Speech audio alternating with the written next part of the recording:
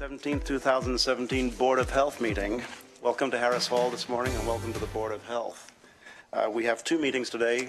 The first meeting today is the Board of Health, which will be followed by a general Board of County Commissioners meeting. Item 1 on the Board of Health meeting today is adjustments to the agenda. Mr. Mokrajewski, any adjustments to the agenda? No, we have none. To the board, any adjustments to the agenda on today's Board of Health meeting? Commissioner Sorensen. Are we going to take the public comment on the board commissioners meeting, or we're going to take that after the Board of Health meeting? I will make that decision. Thank you. Okay. I'd like to encourage that we take the public comment for the people that are here. Thank you. All righty. Then we'll move along to item 2 on the agenda, and it's time for me to make that decision.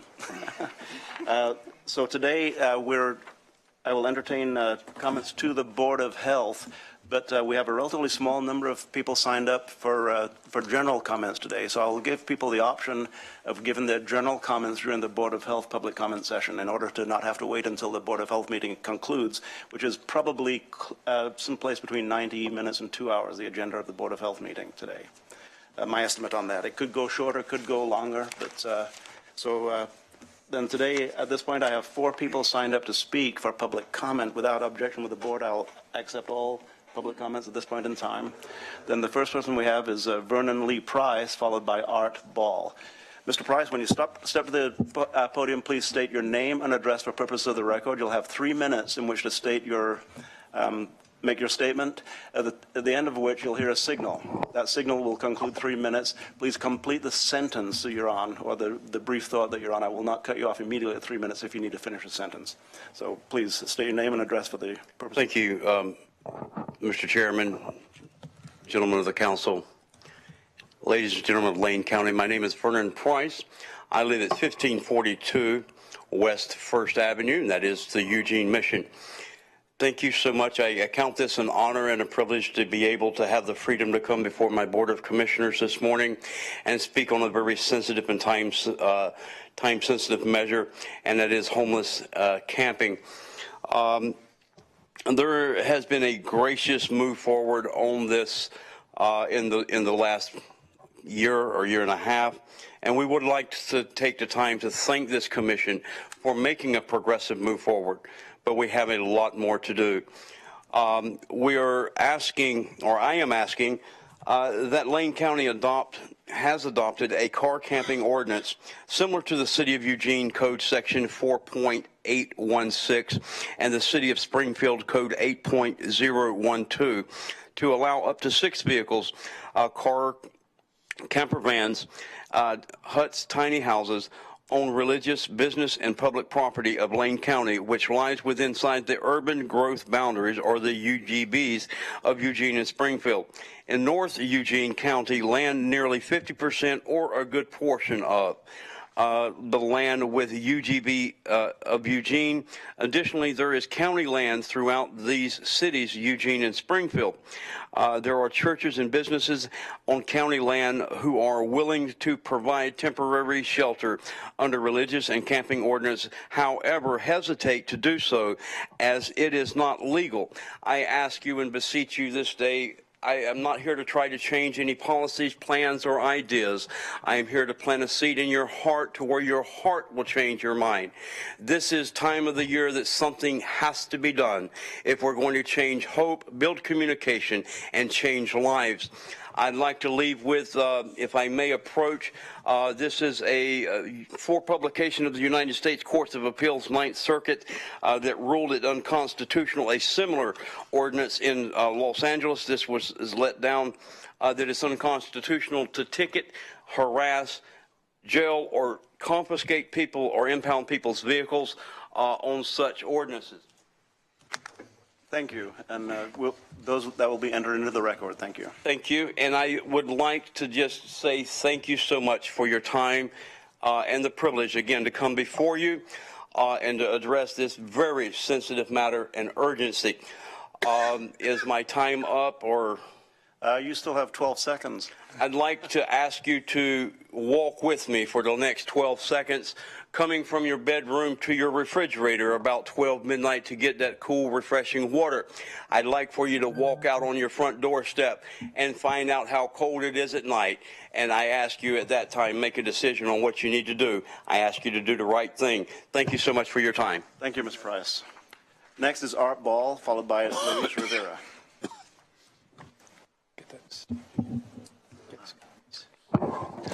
Art Bowman, 910 Almaden. I want to thank the commissioners for showing the courtesy of allowing me to speak during the public comment instead of waiting through the Board of Health meeting. I'm here to speak on the negotiations with AFSCME, and I don't know if there's anything that I can tell you that you haven't already been told. You've been told that your employees don't want to strike.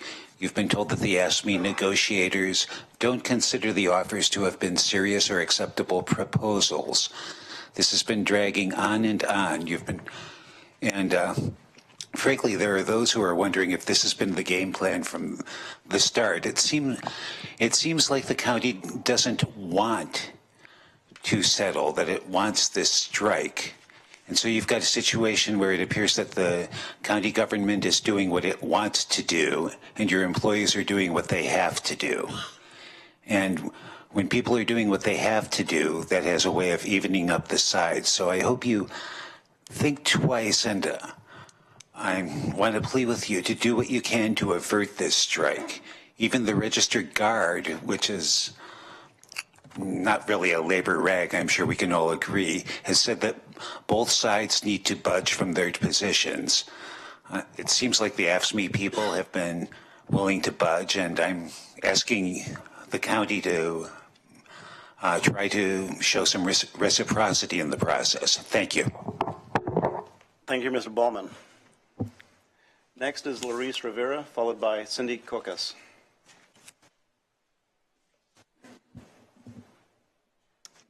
Good morning, Commissioners. My name is Luis Rivera. I live at Sony Loop in Eugene. As you are aware, we are in negotiations and we are in our last hours before we strike. I'm very frustrated that there's been a lack of acknowledgement of the impact of up to $70 will have on low-wage earners.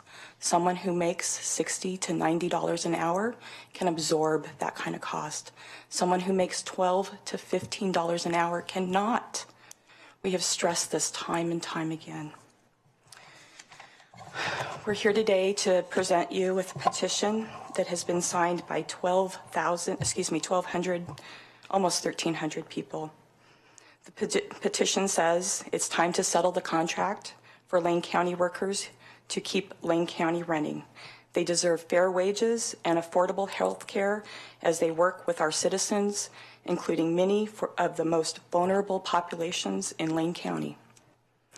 What is currently being offered would reduce take-home pay for many, including entry-level employees who make less than $15 an hour.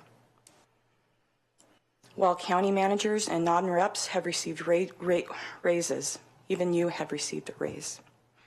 Do the right thing and keep Lane County open and working. We are very committed to coming to an agreement. We worked till midnight last night, and we will continue working. Thank you. Thank you, Ms. Rivera. Next is Cindy Cocas, and Ms. Cocas is the last person signed up this morning. We'd like to show you, actually. Yeah. Just an example of the petition right here. Wow. It goes on and stretch across the room, actually. Thank you.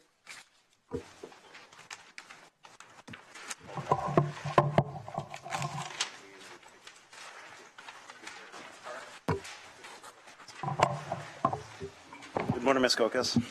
Good morning. I'm Cindy Cocas, and I live at 65 West 30th Avenue. And I warned you about the story of the widow who kept coming until the judge said, all right, anything to get rid of her. Well, I'm back again. And the issue is fair wages.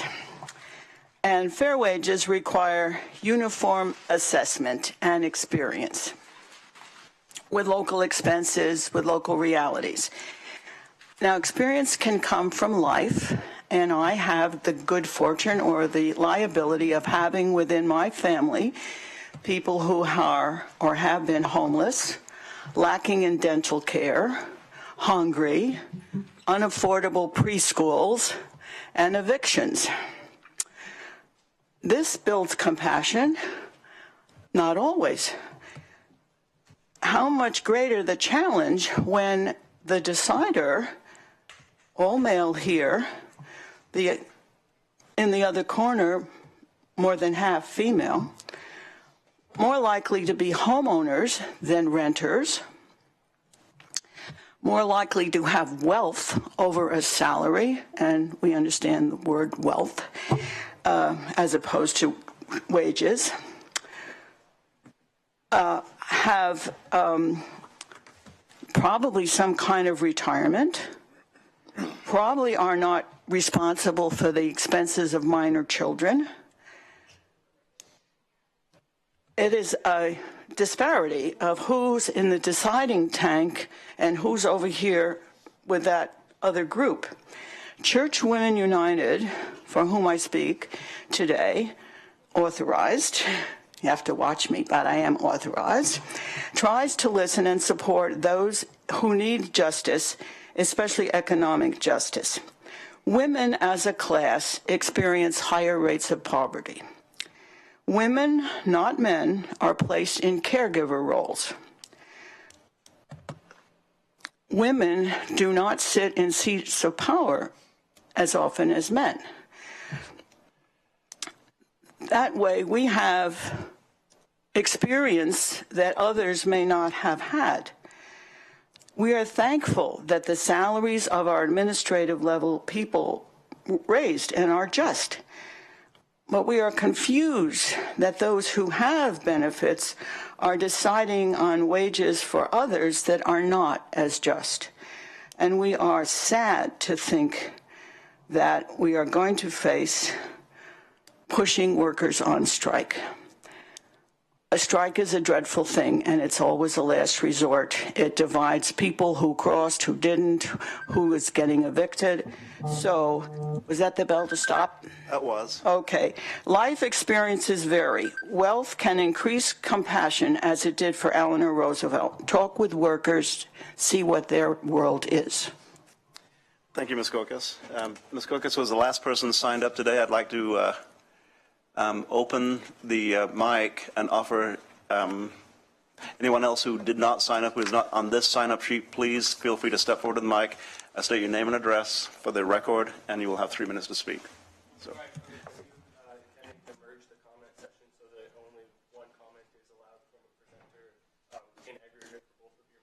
There will be a second public comment section. If you make a general comment during this section, that will be your general comment for the day. Now, if this is a comment toward the Board of Health, then you would have a second opportunity during the regular comment session. Well, I'll approach in general right now because I won't have the luxury of returning after your meeting, but I did come this morning to address you as the Board of Health, so I am going to do so now during this time anyway. So good morning, my name is Mike McFadden from Eugene, and I was inspired to come this morning because I was reading over the materials that have been prepared that the health department is going to be presenting later to you. And before I really get into what I want to say, I'd like to just start by, making clear that I value public health, and anything I'm about to say doesn't mean that I think we shouldn't have as worthy goals, reducing people's smoking, people's drug use, all sorts of things that are in the public interest like that. But I did read over those reports, very cerebral material. And so my initial concerns are that, time and time again, so just to back up a second, when I was 18, I'm 30 now, but when I was 18, I aged out of foster care into being homeless and moved into a van. This happens to a lot of foster children. They end up aging out into pretty much very, very poor circumstances. So from a long time ago, I've been working really hard to try to give my perspectives to policymakers to improve things for the better. And so during that time, I've had the experience of reading lots of really well-prepared materials that are, really detailed, and in this case are addressing both, smoking and drug use, and also how there are barriers against certain classes of people in accessing health care. There's lots of disparity socioeconomically, racially, based on gender, based on sexual orientation that affect people not even in just Lane County but across the nation in their access to services and care from their government and private organizations. But, I'm really concerned because, all this time in my advocacy work, I've seen all this really thoughtful material presented to decision makers and policymakers, and it really seems like the needle moves incredibly slowly, if at all, and we have all of this really detailed work being done and all of this really important information being presented, but we have all these sort of cross purposes going on in government where, Lane County really could authorize car camping and not criminalize people for human circumstances like, addiction disorders and stuff like that. But there's all sorts of ways that the criminal justice system has been misapplied in hopes of using criminalization as a cudgel to address these human conditions. And we've seen over the decades how that has really failed and caused strain on law enforcement and public health resources, but also that, the needs of these most threatened and at-risk populations aren't really being the best served that they could. And I mean, even specifically, in the past, the members of this board have voted to use the public health department to, declare constitutional activity to be an emergency circumstance that needed to be curtailed out there on the Free Speech Plaza. And so I remain very concerned that despite all of the resources available to people in positions of power and decision making, that those resources aren't really reaching the hearts, and so I hope that they will. Thank you, Mr. McFadden. Mr. McFadden is the last person indicating they wish to speak today. Anyone else in the audience wish to speak, wish to address the Board of Health or the Board of County Commissioners? Now, Mr. Mokrajewski, I'm going to say that since we do have health in all policies as a county policy, probably any discussion that we make regarding any policy would have a health implication. That's my own personal take on it. So, very good. Then this concludes the public comment session. We'll move along to item 3, which is Commissioners' response to public comments and/or other issues and remonstrances regarding the Board of Health or any testimony that we heard this morning. Sorry, Commissioner Lycan. Thank you, Mr. Chair. First of all, I want to thank the folks who took time out this morning to come and speak to the Board of Health as well as the Board of Commissioners. My remonstrance today really does involve the Board of Health as much as not only what we do, but I think what counties do around the country. And it's interesting, when you look afar at something and you say, oh, that's a tragedy, that's too bad, until you get a phone call from a real live human being and you talk to them on the phone. And I talked to somebody on the phone last week who happens to live in Napa County, Napa, California. And he lost everything. He lost his home, he lost his cars, he lost everything.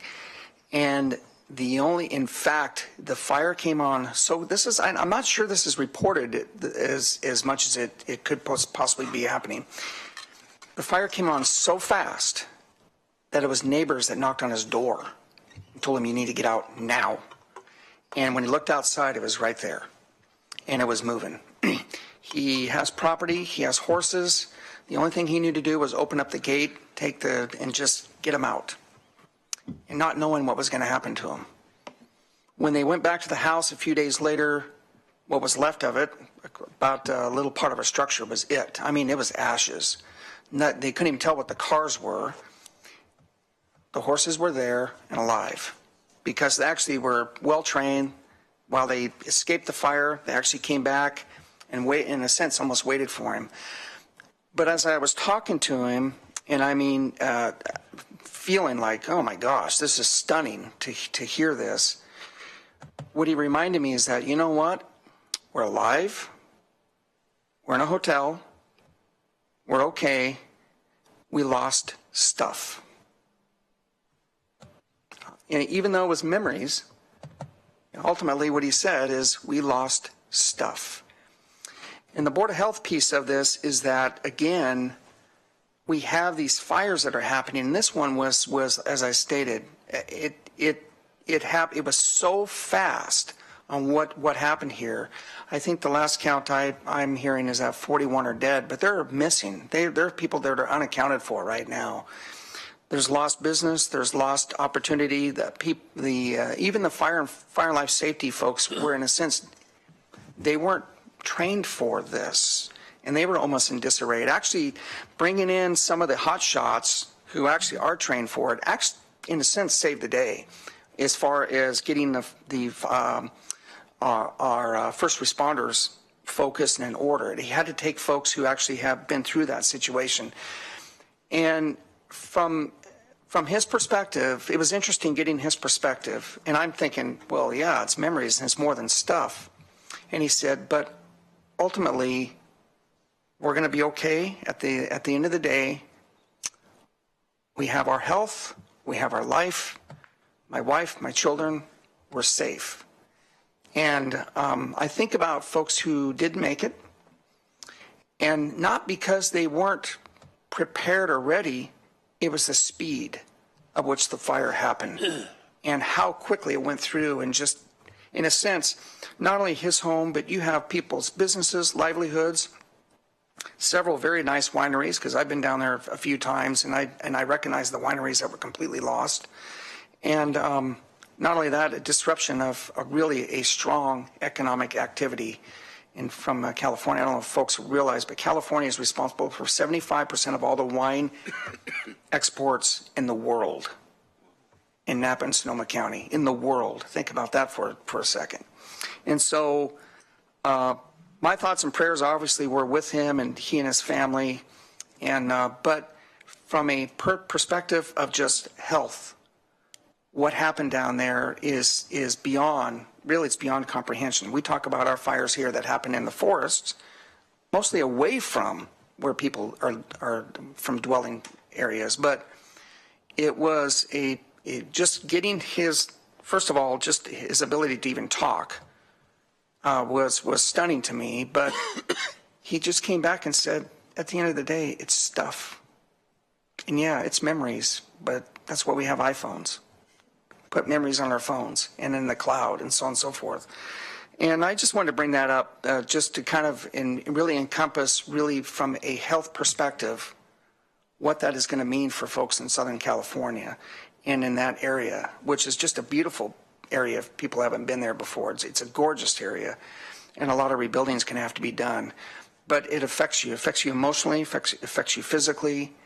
But listening to somebody, without watching something on television, but listening to somebody's perspective from real life, wow, it just really changes your point of view of things that can happen. So, Mr. Chair, thank you for that. But I just wanted to share that, especially during this meeting, more so than the Board of Commissioners meeting. Thank you. Thank you, Commissioner Lycan. Further comments? Commissioner Bozovic. Thank you, and I want to thank everybody for coming in for public testimony. Mike, I just have to say it always amazes me how well read you are and know the issues, and I hope we're moving that needle faster as we go along, particularly with the board's adoption of the Stepping Up initiative and trying to keep folks with mental health issues out of the jail and all the other places we're intertwining our mental health and behavioral health departments with our other services that will see that needle move faster in the future. But I wanted to address Mr. Price's comments about homeless camping and overnight camping, and note that on October 31st at our board meeting, that item is coming back to us. We had asked staff to go back and look into things like the intergovernmental agreement with the City of Eugene and to get St. Vincent de Paul to run our program as well as theirs, and some other issues that they're going to report back on the 31st, and hopefully we'll move on in the process towards an ordinance and adoption at that time. I will be participating as part of a panel at St. Matthew's Church in Santa Clara on the 25th at 6:30 p.m. They're having a homeless forum for Santa Clara that evening, and there'll be several different speakers there, and we're going to talk about the overnight camping program and all, and particularly to try and inform the folks out in that area about what it means and what it doesn't mean. Because there's a lot of any change, you get a lot of folks that are concerned about change and they want to understand it. So it's St. Matthew's Church, Wednesday, October 25th at 6:30 p.m. As you're writing down, I was watching him. So, got it. So, and then and interestingly enough, the next day I'm speaking to the Rubicon Society at lunchtime to talk about our Housing First project. So. We are trying to keep moving that needle ahead on homelessness too, and trying to get some of those things taken care of. Thank you, Commissioner Bozich. Commissioner Sorensen. Thank you very much. I'm sorry that I have a cold today, so I'll be brief. First, I want to thank everybody that came in for public comment. I think it's really important that we keep the option of public comment in our meetings. Secondly, Mr. Price, the church that I belong to in Eugene has had this for quite a while because of the Eugene ordinance that allows homeless people to camp on church property in Eugene. And I've also been on a tour with St. Vincent de Paul regarding their placement of homeless people that have been screened and trained to live in the parking lots of Eugene City parks. And I think both of those are great examples that the county should use to extend that type of RV, car camping, trailer camping, that is supervised, that is helps people. Both the landowner as well as the person that's doing the helping and being helped. So I really appreciate you coming in and reminding us how important it is to keep pushing on that. And thanks to Commissioner Bozovich for letting us know more of the details of when the hearing is and everything. So it's coming up. And then as to the other comments, thanks for coming in and sharing your advocacy with us. Thank you, Commissioner Sorensen. Commissioner Williams. Thank you, Mr. Chair. I'd just like to piggyback a little bit on Commissioner Lyken's comments about the wildfires. You know, we came perilously close in Lane County. 3 communities were threatened with that kind of catastrophe, and it just by providence that those communities weren't consumed, as was illustrated in Northern California this past week. So just wanted to bring that back up, and there's much more I could say, but I will reserve that for another time. Thank you. Thank you, Commissioner Williams.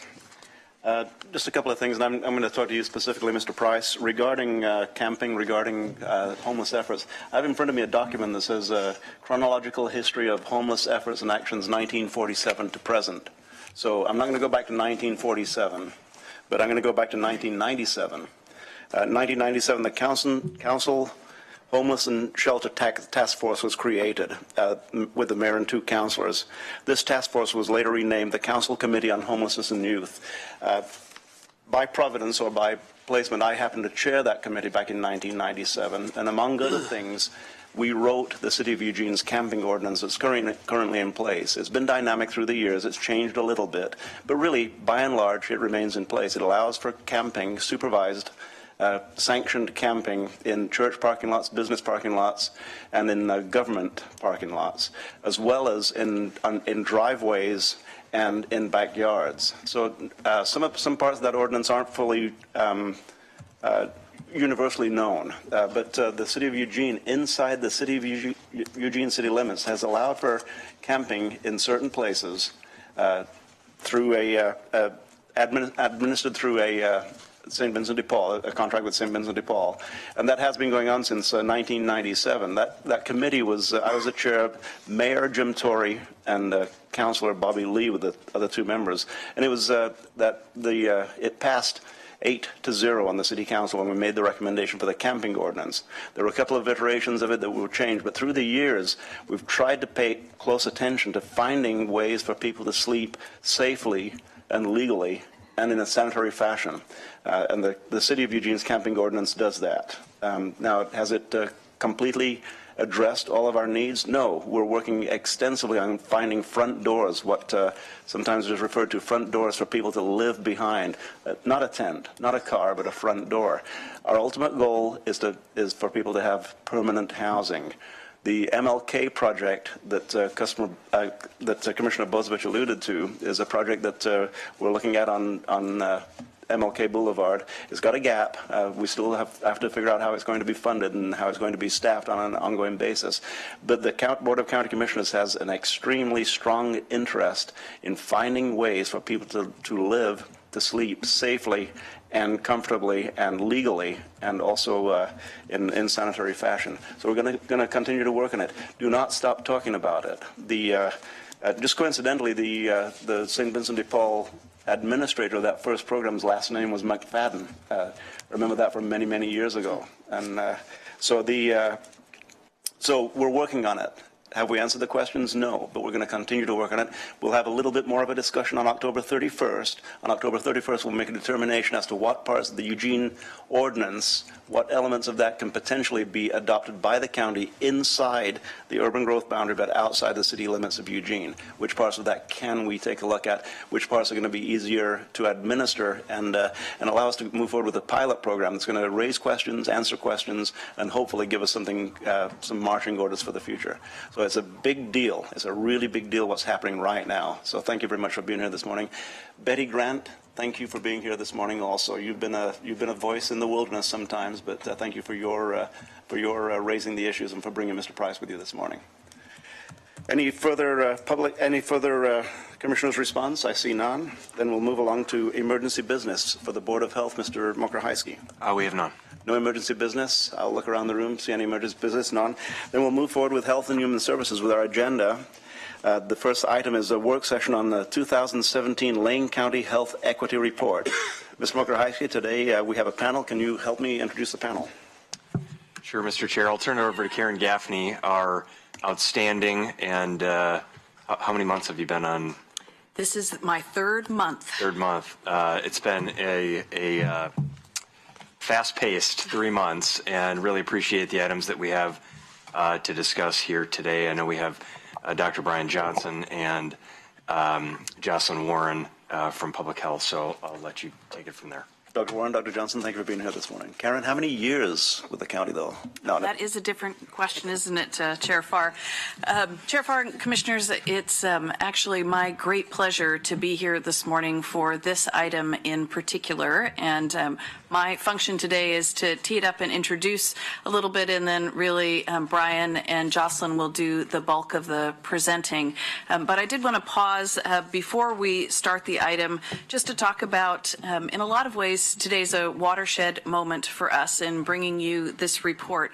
As you know, we've been working as a health department for the last several years, both with the state's efforts around modernizing public health and our own internal efforts around accreditation to really take a look at the role and function of a public health department in our community and our role with you as the Board of Health. So today is the first of what we anticipate will be an ongoing set of conversations over the next several years where we can do the academic research work, pull together the data in the community on issues of public import related to public health, gather that information and bring it to you as the Board of Health, share that information with you, have a discussion, and then really continue to share that information with the community as a whole. So today is the first of those conversations, and the data and report we're bringing to you today focuses specifically around race and ethnicity and health equity in our community. We've been talking about health equity and health disparities since our first community health improvement plan, where health equity was identified as a priority. So in that way, the issue isn't new to you, but this is the first time that we've been able to pull together some specific data about conditions in our community and then really do a deeper dive with you as the Board of Health about what our findings are, and then conclude at the end with some suggestions around next steps. With that note, we'll turn it over to Brian, who will tell you a little bit about the process of compiling the report and then move through the findings with you. Great.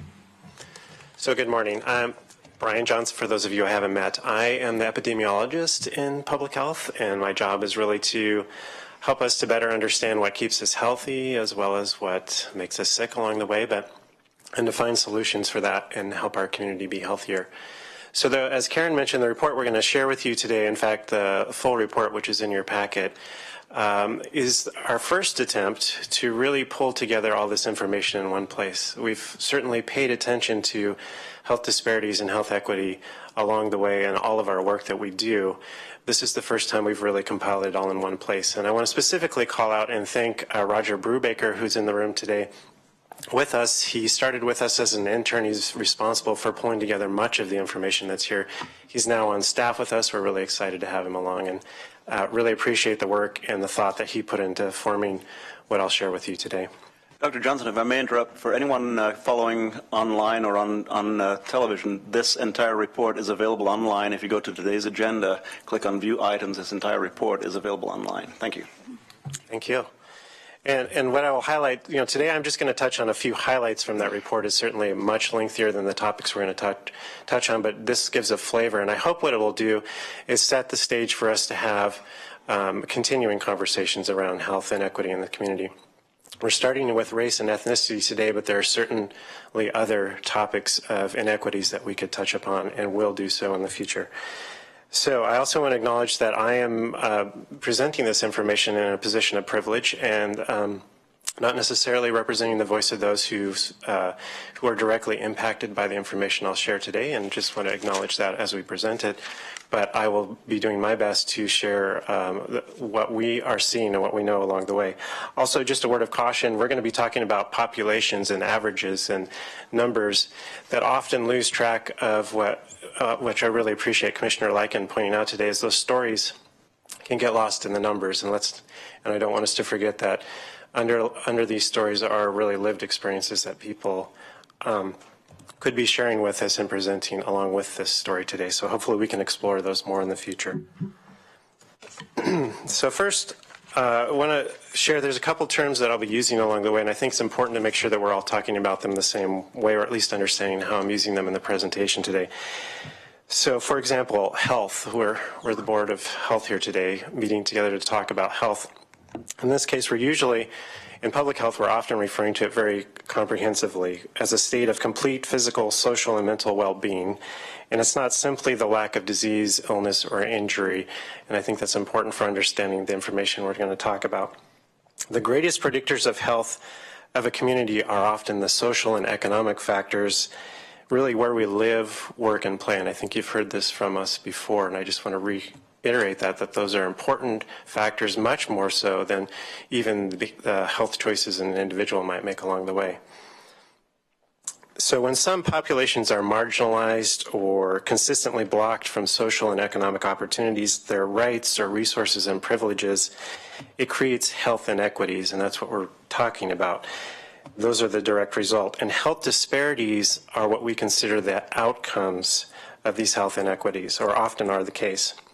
They are the differences in health and are the result of a system that often advantages some and disadvantages others along the way. So what I would specifically point out, and I think it's important to address this directly, is the concept of racism and institutional racism.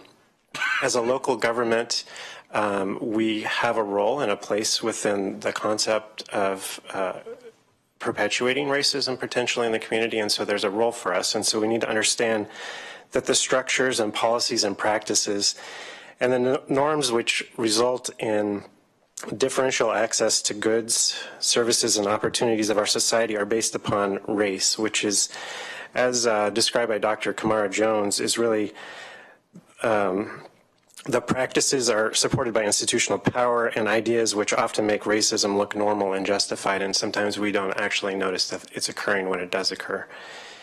Or in other words, it's a system of structuring opportunity and assigning value based on the social interpretation of how one looks. That's the concept of race that we're using today. It unfairly disadvantages some individuals and communities, and it unfairly advantages others.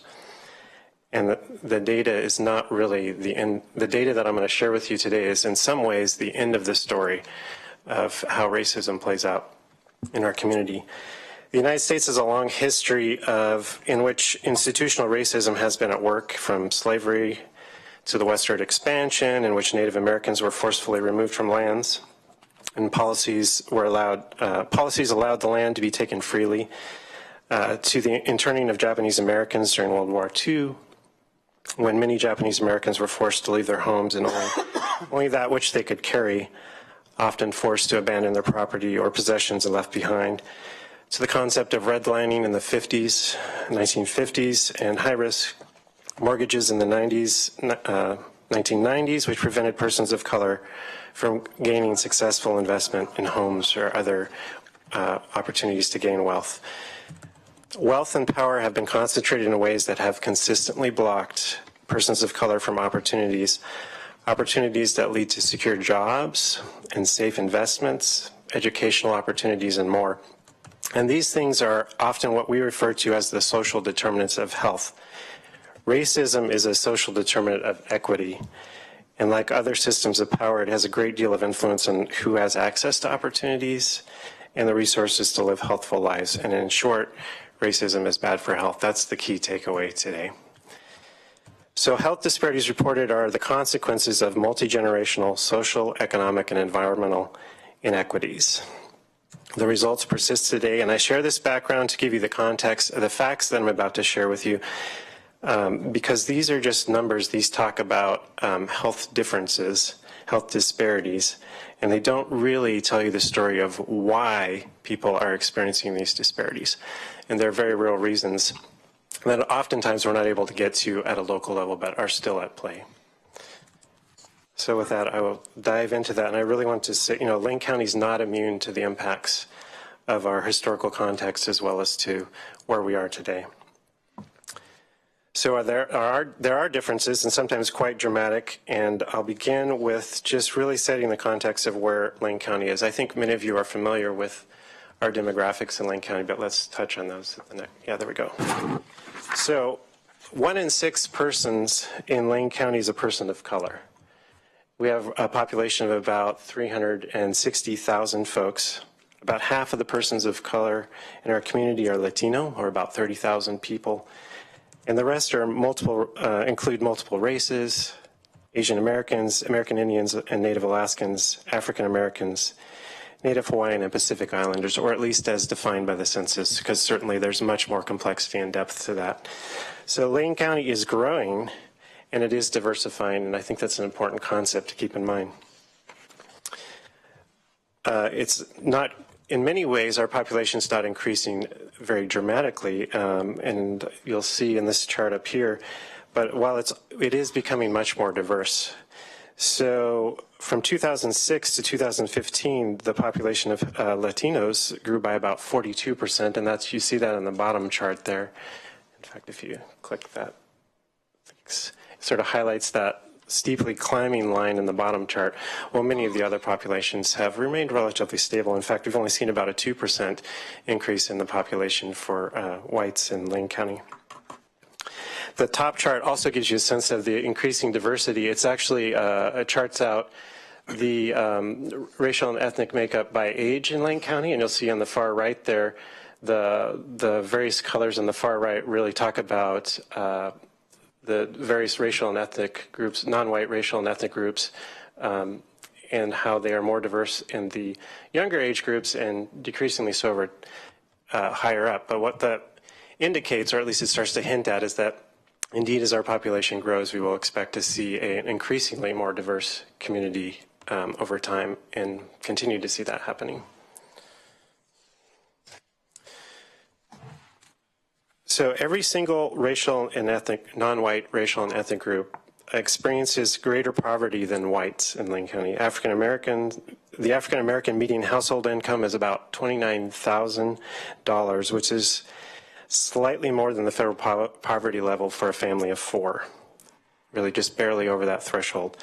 So more than 1 in 3 persons who identify as African Americans, Asian Americans, Native Hawaiians, or Pacific Islanders live in poverty in Lane County. And that's just using the poverty threshold and doesn't speak directly to the concept of a living wage, which is another concept that we could definitely explore. All things being equal, we would expect to see that all groups would experience poverty in a similar level. And this is true for everything I'm talking about today. We would expect all groups to experience these equally. This is not the case. And in fact, they line up fairly consistently. And you'll just see this pattern as we start to go through this now. So much of the data we have on health disparities actually comes from birth and death data, our birth and death records.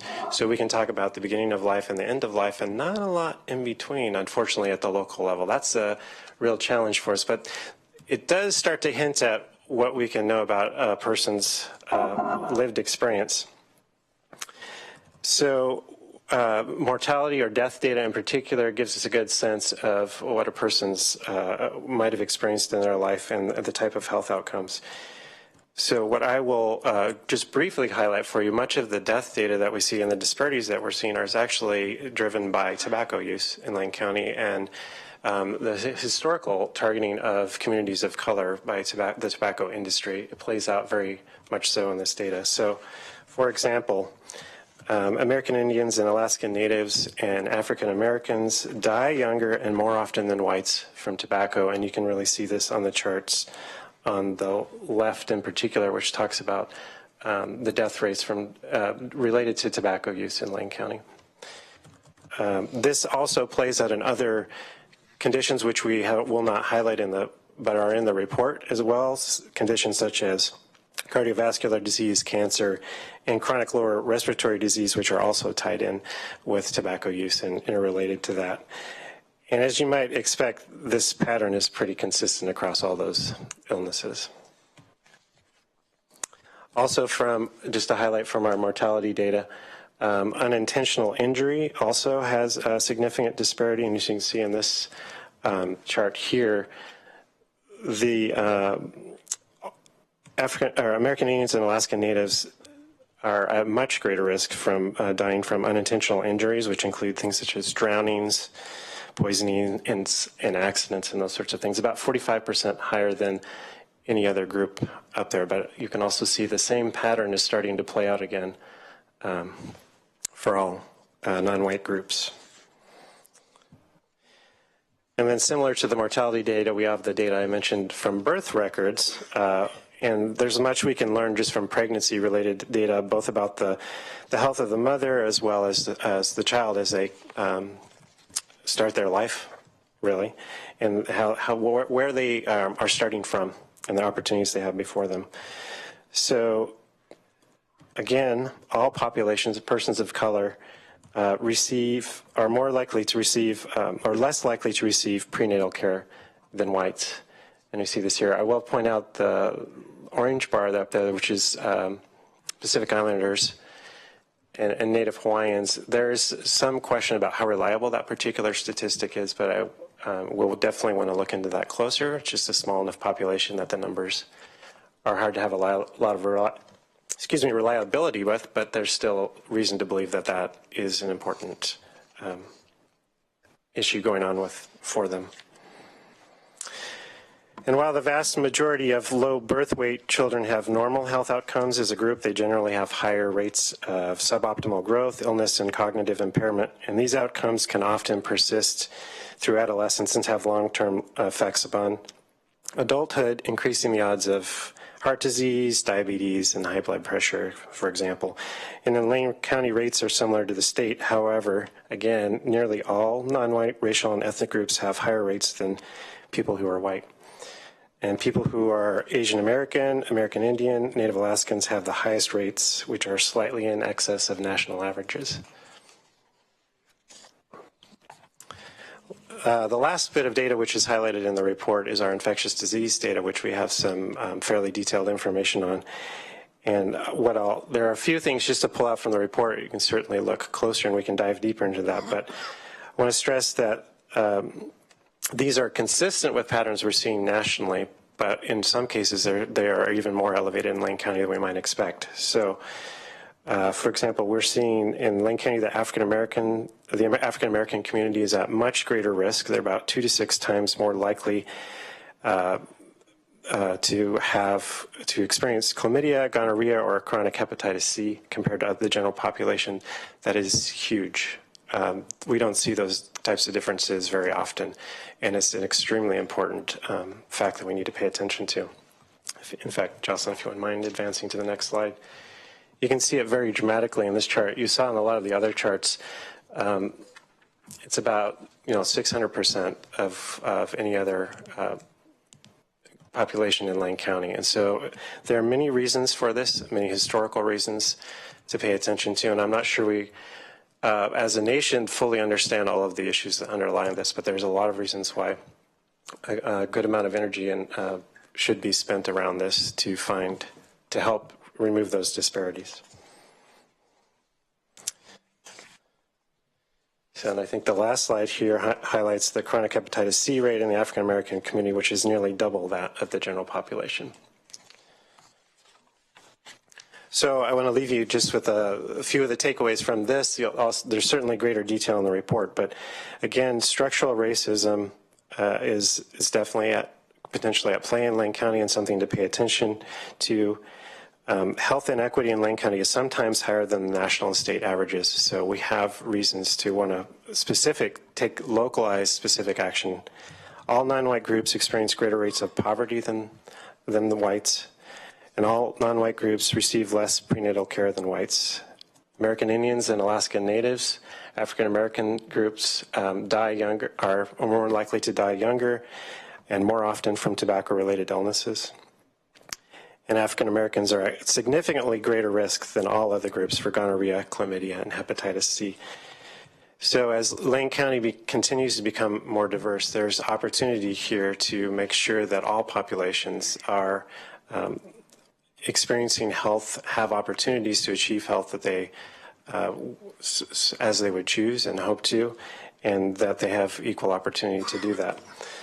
I think the important thing to point out is that because much of this is due to how our community is structured and the choices we make as a community, there's definitely opportunity here for us to make positive changes that can impact this directly. With that, I'll transition to Jocelyn to possibly touch on some of those opportunities. So we're going to wanted to highlight the importance of racism in a lot of these findings. Kamara Jones has put together this pyramid. It looks a lot like the health impact pyramid, Frieden from the CDC, but it's been adapted to demonstrate the really important role of social determinants of health in these outcomes and the context. Quality of healthcare, access to healthcare matters, but the context and the environment in which people live are the prime contributors to health disparities. So it happens at a couple different places. We have differences in care, we have differences in access, and we have differences in exposures and life opportunities. And those differences in exposures and life opportunities are what we really see at the bottom of this pyramid. I think one of the hopeful things, too, for public health going forward is that with public health modernization, health equity and cultural responsiveness have been included in our foundational model of a modern public health system. That model was first adopted by the Institute of Medicine, but Oregon specifically has included health equity specifically as a capability that we recognize as foundational to public health. So going forward, as we adopt that model, we will have more attention, I think more resources, I hope, to addressing some of these very specific equity issues. We also have a recommendation that we would like to put forward, and that is to task our Equity and Access Board, as well as the Public Health. Warren, while we're discussing equity and health, we do have an interruption in the room.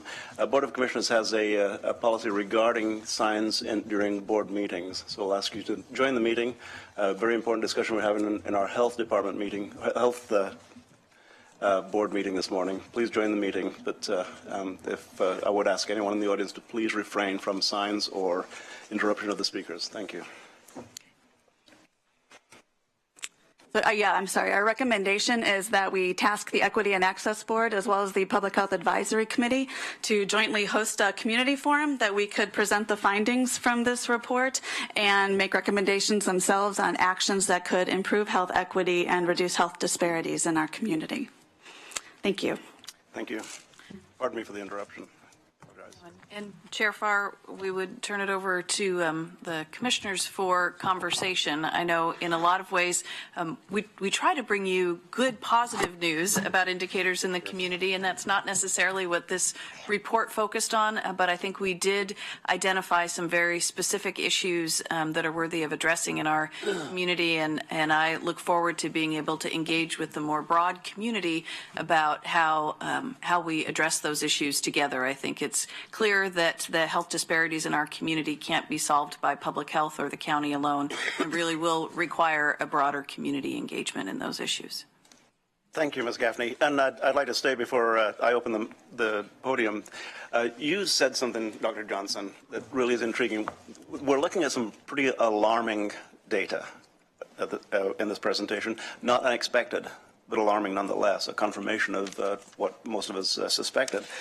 But you said, by understanding and seeing this data, I read that a little bit in, we're going to be able to identify opportunities to do what we can to address the inequities that exist that have evolved into our system. So that's what I'm hanging my hat on, Ms. Gaffney, is the opportunities that we do have. We're the Board of Health, and while we cannot address every single element that goes into the data that you provided, we can do our part, and that's what we'd like to discuss today, is what is it that we can do. So please, I'll open this now to the Board of County Commissioners. Questions, comments? Commissioner Bozievich. Thank you, and you all are probably aware, you've heard me refer back to that Mailman Columbia University study that showed that really poverty is the leading indicator of poor health outcomes. And one of the things I want to get to after a quick question, just so I can make sure I'm aware, with Hep C being up there as one of the things you're worried about, is that sexually transmitted, or is that purely needles and other issues? I'm not a medical practitioner, No, so I'm trying to ask the question. They both have a role in the transmission of hepatitis C. Okay, yes. Thanks. Just before I move on to my other point. In your analysis, you note that even when you adjust for social, economic, and education levels, these minorities are showing higher rates, but none of the tables showed those adjusted comparisons. Is it possible to see some of that data? Because it kind of, one of the things that's in a vacuum for me, because for me, it's about trying to deal with poverty. And if we can deal with poverty, we'll deal with a lot of these issues, that come with health access. Because, if we get people into, family wage jobs with good benefits and everything else, it opens up a lot of access. But I just kind of would like to see how much of a disparity there is when we do adjust for some of those factors. I do understand that there still are disparities, and I appreciate those disparities. So. Yeah, and I think that's a really important question. Where most of that is based on is actually national level research, because the challenge of trying to do local level data analysis at that point. But that's the sort of stuff we can share with you that really speaks to that, and absolutely we can do that. Yeah, and I get that, because it's definitely, when you start looking at some of these sample sizes, when you look at, in particularly African Americans, Native Americans, and then even the Pacific Islanders and Asian, the percent of our population is so small that statistically it's really easy to get a large swing in some of those numbers. So I appreciate, and then when you start trying to dice down stuff even further and compare socioeconomic status, those samplings get even smaller, which makes them even more difficult, and getting that reporting at the local level is difficult also, because I've looked and tried to do some of that research in the past down to the county level, because I'm constantly trying to look at comparing our county to others or our county to various places, and it's like very difficult to find some of that stuff down to the that level. So I appreciate that. I really appreciate the report. I also appreciate the segment that kind of comes in the tail end of the analysis about some of the places we are working towards addressing some of these things, from youth services with our on-site education for youth and their care, all the way down to some of the work we're doing with United Way and other CHIP partners. I'm glad you also, not only you talked about what the problem is and demonstrated the magnitude of the issue for people of color and ethnic minorities here in Lane County when it comes to health equity, but you also identified where we're trying to change that, which I appreciate. Thank you, Commissioner Bozevich. Further discussion? I just wanted to say thank you so much for this presentation. I thought it was very well done, and I think it's very educational for the board, for the county employees, and for the public to understand that these racial or ethnic differences are important for us to understand how health is addressed and how we address the health needs of all these different groups.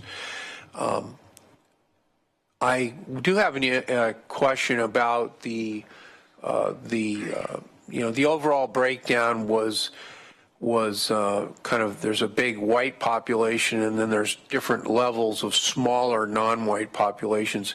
Had you given any thought to just keeping it simple and have white, non-white, so that some of the problems that were just mentioned, namely small sample size, could be kind of, I won't say eliminated, but mitigated by doing that? And what are the pros and cons of doing that? We certainly talk that through. Oftentimes that's a strategy that folks will use to at least try to get some sense of what's going on in communities. I think in this case what we wanted to do was tell a richer story. Even so, it's a little bit superficial when you think about it, because there is much more diversity in our community. So we took the deliberate decision to try to break it out and refine it into smaller categories and get a little more sense of what might be going and what the differences might be across groups, because there are definitely differences. Some groups are experiencing disparities at a much greater rate, as we saw among, for example, African Americans and American Indians. So we felt it was important to really start to tease out that story a little bit and go that route, and that's primarily why we went that route. I think there's also the danger in just collapsing down all the various racial and ethnic groups for people of color into one category of highly oversimplifying the complexity of the issues we're dealing with here, and so we wanted to steer clear of that as best we could. So the downside of kind of averaging them all together is then we lose the fabric of just what's going on within different groups. Yeah, that's a good summary. Thank you. Thank you, Commissioner Sorensen. Further discussion? Then I have a brief anecdote and a question. Can you bring back the pyramid that you had just a second ago? Mm-hmm. That's not in the online, or I couldn't find it at least.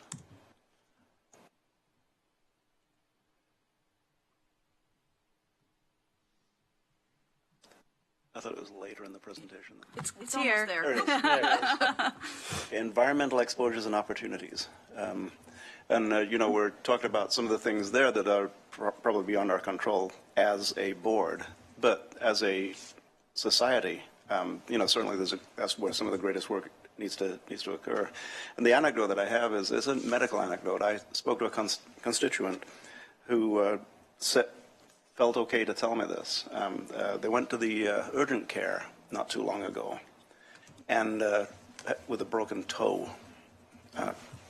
That's not significant.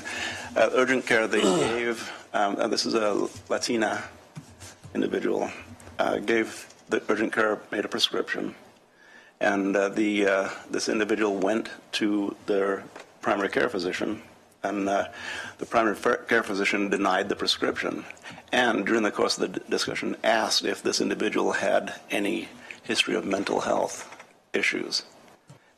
for no reason at all. And I wonder, that's anecdotal and that's a single episode, but this is a young woman who felt a little bit uncomfortable asking for help at all because she's been denied before, evidently. And to have a doctor say, "Are you mentally ill?" asking for this prescription. So, and I wonder how much of that happens that we don't see, we don't recognize, and doesn't show up on the charts and on the graphs. But really, how many people choose to not access health care simply because they aren't comfortable with the results they've received in the past, or heard of stories of results that they've had in the past, that they've witnessed in the past. So, as a Board of Health and as a health department, we do have opportunities there to make certain that the people that are providing the services that we provide in our 5 clinics, but also beyond that, that we are ultimately, Brian, you said all populations have equal opportunity to access to health care. That's not just having an office that they can go to. It's having an office that receives them when they go to it. It's going to a place that they feel comfortable asking for help, that folks feel comfortable in receiving help, assistance, medical assistance that they are entitled to. And I hate the word entitled, that every human being should have. So I really thank you for this presentation. It's a great presentation, a lot of data involved, difficult to cover it in a 45-minute presentation. But really, it's a part of what we do, and it's a part of what we have to do. It makes certain that in our way, our health department and the things that we can control do not contribute to that bottom part of this pyramid, that we can contribute to quality of health care and we can contribute to access of health care, not just by having doors, but by having receptive rooms where people can access the health care that we provide. So thank you very much. Thank you. And Chair Farr, Commissioners, I just want to go back to that last recommendation, and while there certainly isn't an order for you to pass, I want to make sure I haven't heard any objections to our suggestion about moving forward and asking those 2 advisory committees to continue the discussion with the broader community about the findings of this report, and then potentially come up with a list of recommendations, some of which may come back to you as a Board of Health. Does that make sense as a next step to the board? So you're asking that the board request that Equity and Access Board and the Public Health Advisory Committee jointly host a community forum to initiate a community conversation related to steps to be taken to address the health disparities, et cetera. Yes, that. I'm looking for nods around here. I suspect, based on the response, that we have a universal yes on that. Please, yes, please, on that. And please keep us informed as to the dates and the next steps as we move forward, because this is not something we can wait on. As you know, you're providing us with information that we're late, so we can't wait. So thank you very much. Thank you. Thank you.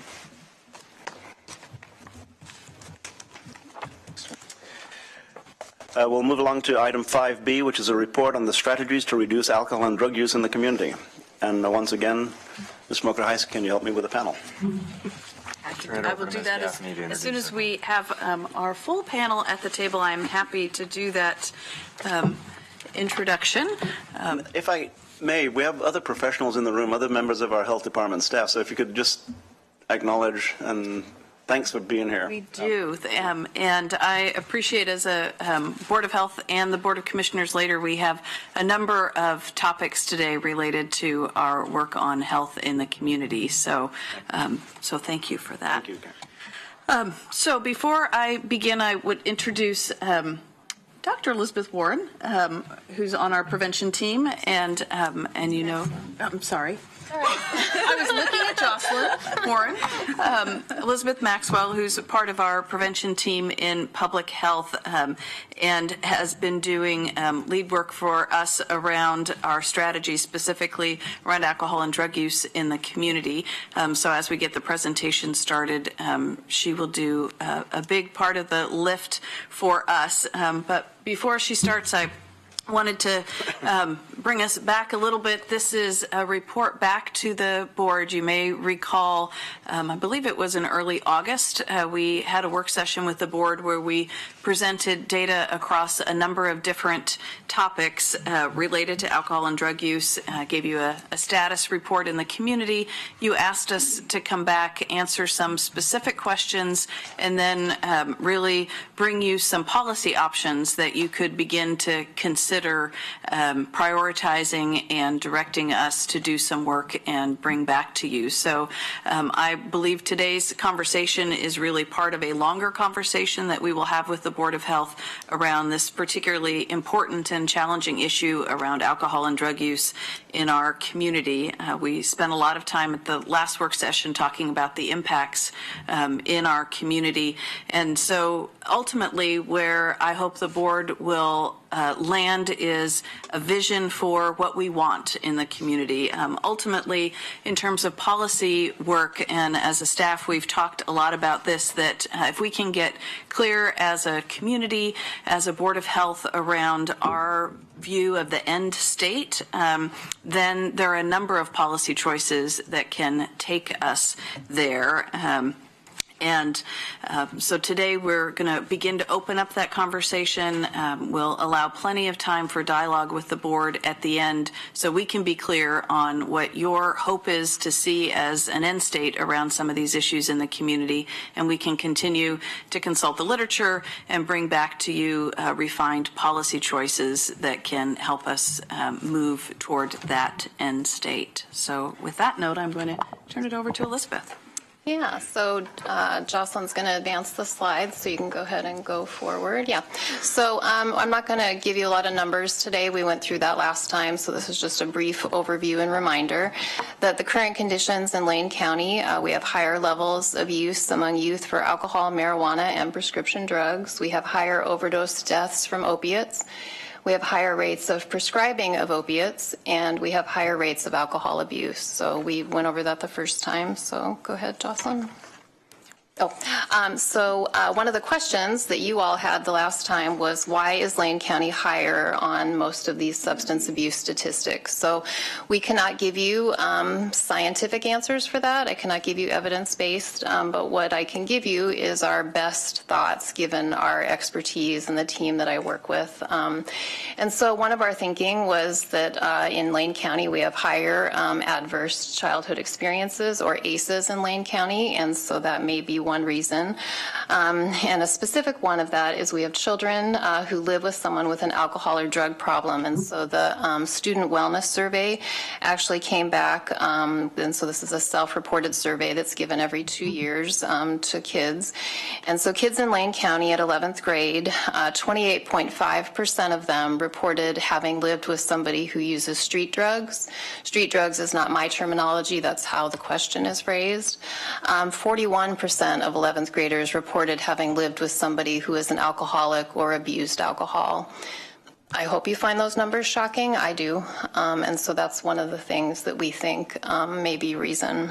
We also have higher poverty rate in Lane County compared to Oregon and the rest of the U.S. So 20% of Lane County residents living below the federal poverty line. This kind of dovetails with what Brian just talked to you about.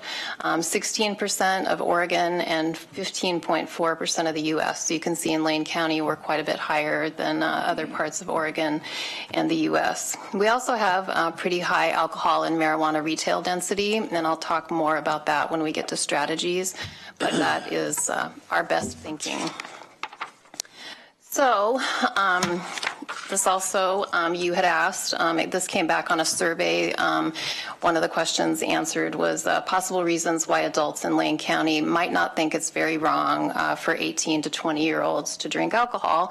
And again, I cannot present to you scientific reasons or things from the research, and so this is our best thinking. There's a lot of community norms around alcohol, not just in Lane County, but all over the United States, and so we think that that might be a factor. We also, again, that high alcohol and marijuana retail density creates a perception.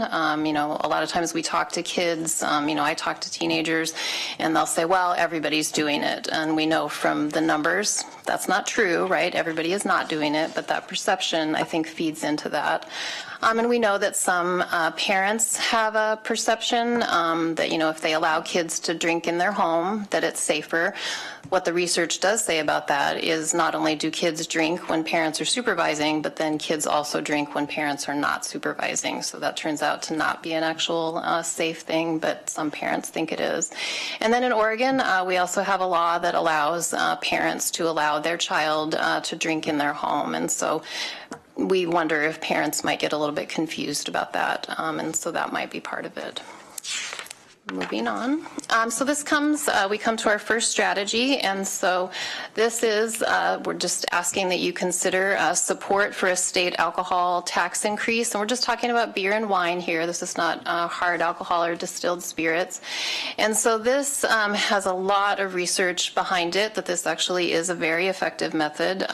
It's recommended by the Community Preventive Services Task Force, and I'm just listing a couple of studies here. One meta-analysis showed the following reductions linked to increased alcohol taxes. So a 35% overall reduction in mortality, 11% reduction in traffic crash deaths, 6% reduction in STIs, 2% in violence, and 1.4% in crime. So, and just as a reminder, a meta-analysis is just a synthesis of a whole bunch of studies. So it's actually stronger than just one study. But if you want one case study, we have one from Illinois. After an increase in alcohol taxes, there were 10 fewer motor vehicle fatalities each month, which is pretty huge. And if I may, just yes, interject of course. a question. You said hard alcohol, not beer and wine. Is that the Illinois case study also? I would have to look that up. I'm not sure what that one was. I think that it was just beer and wine, probably because that's what we were searching for. So I'm thinking that it also excluded distilled spirits. Yeah, thank you. So current alcohol taxes in Oregon. So you probably are aware that we have not had a tax increase on beer and wine since 1977. Oregon has one of the lowest beer taxes in the United States at 8 cents a gallon. Wine is about mid-range compared to other states. 0.67 a gallon for wine with less than 14% alcohol, and 0.77 cents a gallon for wine that's over 14%.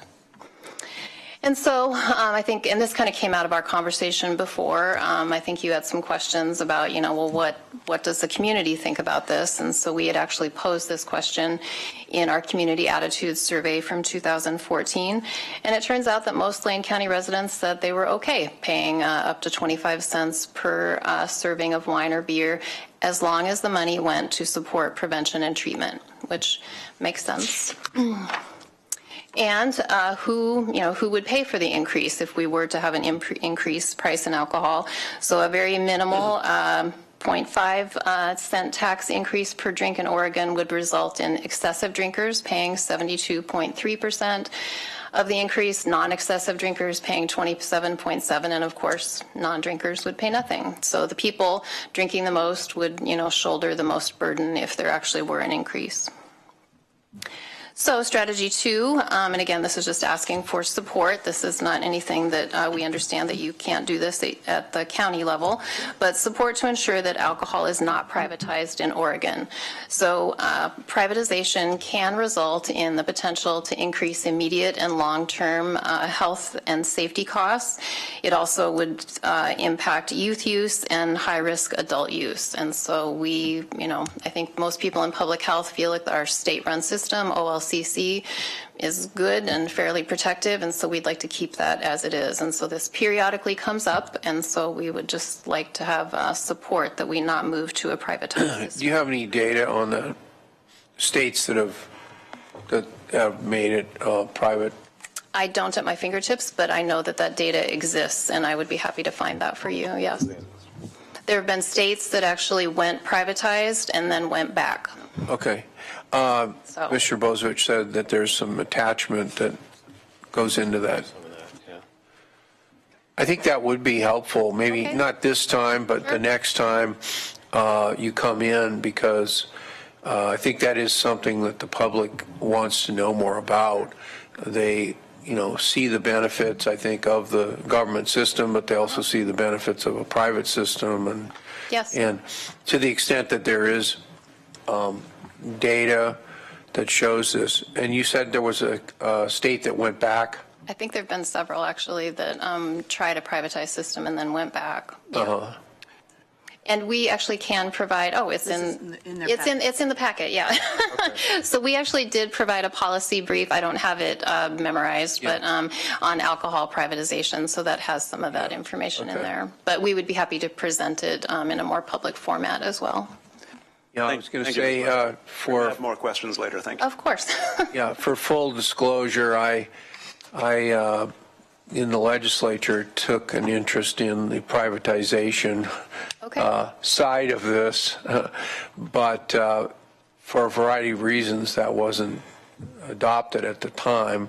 I don't think it's ever been adopted in Oregon. Right. But I do think there's a lot of people out there that see the upside of that. We haven't gone that direction with marijuana or beer or wine, right? No. Yeah. In fact, every legislative session that I've been familiar with, the beer and wine tax comes up every single time. It seems to come up every often. time, and it's not partisan. Yeah. It's universal disapproval. So. Yeah. Thank you. Okay. Please continue. Yeah. Okay. Strategy 3. So we are asking for consideration to enact a policy that marijuana retail taxes are spent on law enforcement, substance abuse prevention, and treatment services. So House Bill 3470 was passed during this last session, and this provides an opportunity for counties to decide how to allocate the portion of state marijuana taxes. And so we would ask for consideration of a 1/3 split between law enforcement, prevention, and treatment. So number 4, and this again is just a consideration for support. So support of existing laws on marijuana advertising. So I've listed currently exactly what is supposed to be on every piece of marijuana advertising that is shared with the public. So those 3 statements: don't operate a motor vehicle, machinery, 21 years of age of older, and keep out of reach of children. And I don't know if you've been paying attention, but those things regularly do not appear on lots of advertising in our county. So I have one staff person who has devoted herself to marijuana and marijuana prevention, I should say. And she... There's quite a few of those around. I know. She is documenting these ads and sending them on to OLCC to try to get a handle on this, and we are keep talking about this issue. So we would just like our local, we're not trying to impact business, we would just like them to comply with what the state law says. So strategy 5, support state laws governing the distance between marijuana retail establishments and schools and/or child-centered sites such as child care centers and alternative schools. So recently, a few months ago, we became aware of one instance where a retailer requested an exception to this from the Eugene City Council, and the school in question was a Looking Glass school, and it turned out Eugene City Council actually is not able to give that to them, and so they had to move on. And I'm not sure exactly what happened, but they did not get the exemption, which is good. But we're concerned, and so we think that it might be important to send a message to the community that, we're going to uphold that state law, that they should be within 1,000 feet of a school. So strategy 6, enact a policy that there should be 1,000-foot separation between one retail marijuana business and another. And this just goes to that retail density issue. We seem to be having quite a few stores popping up all over the county, and so we just have some concern about the message that sends. And so we would think that if we had a policy about that access and availability and potential use might be impacted.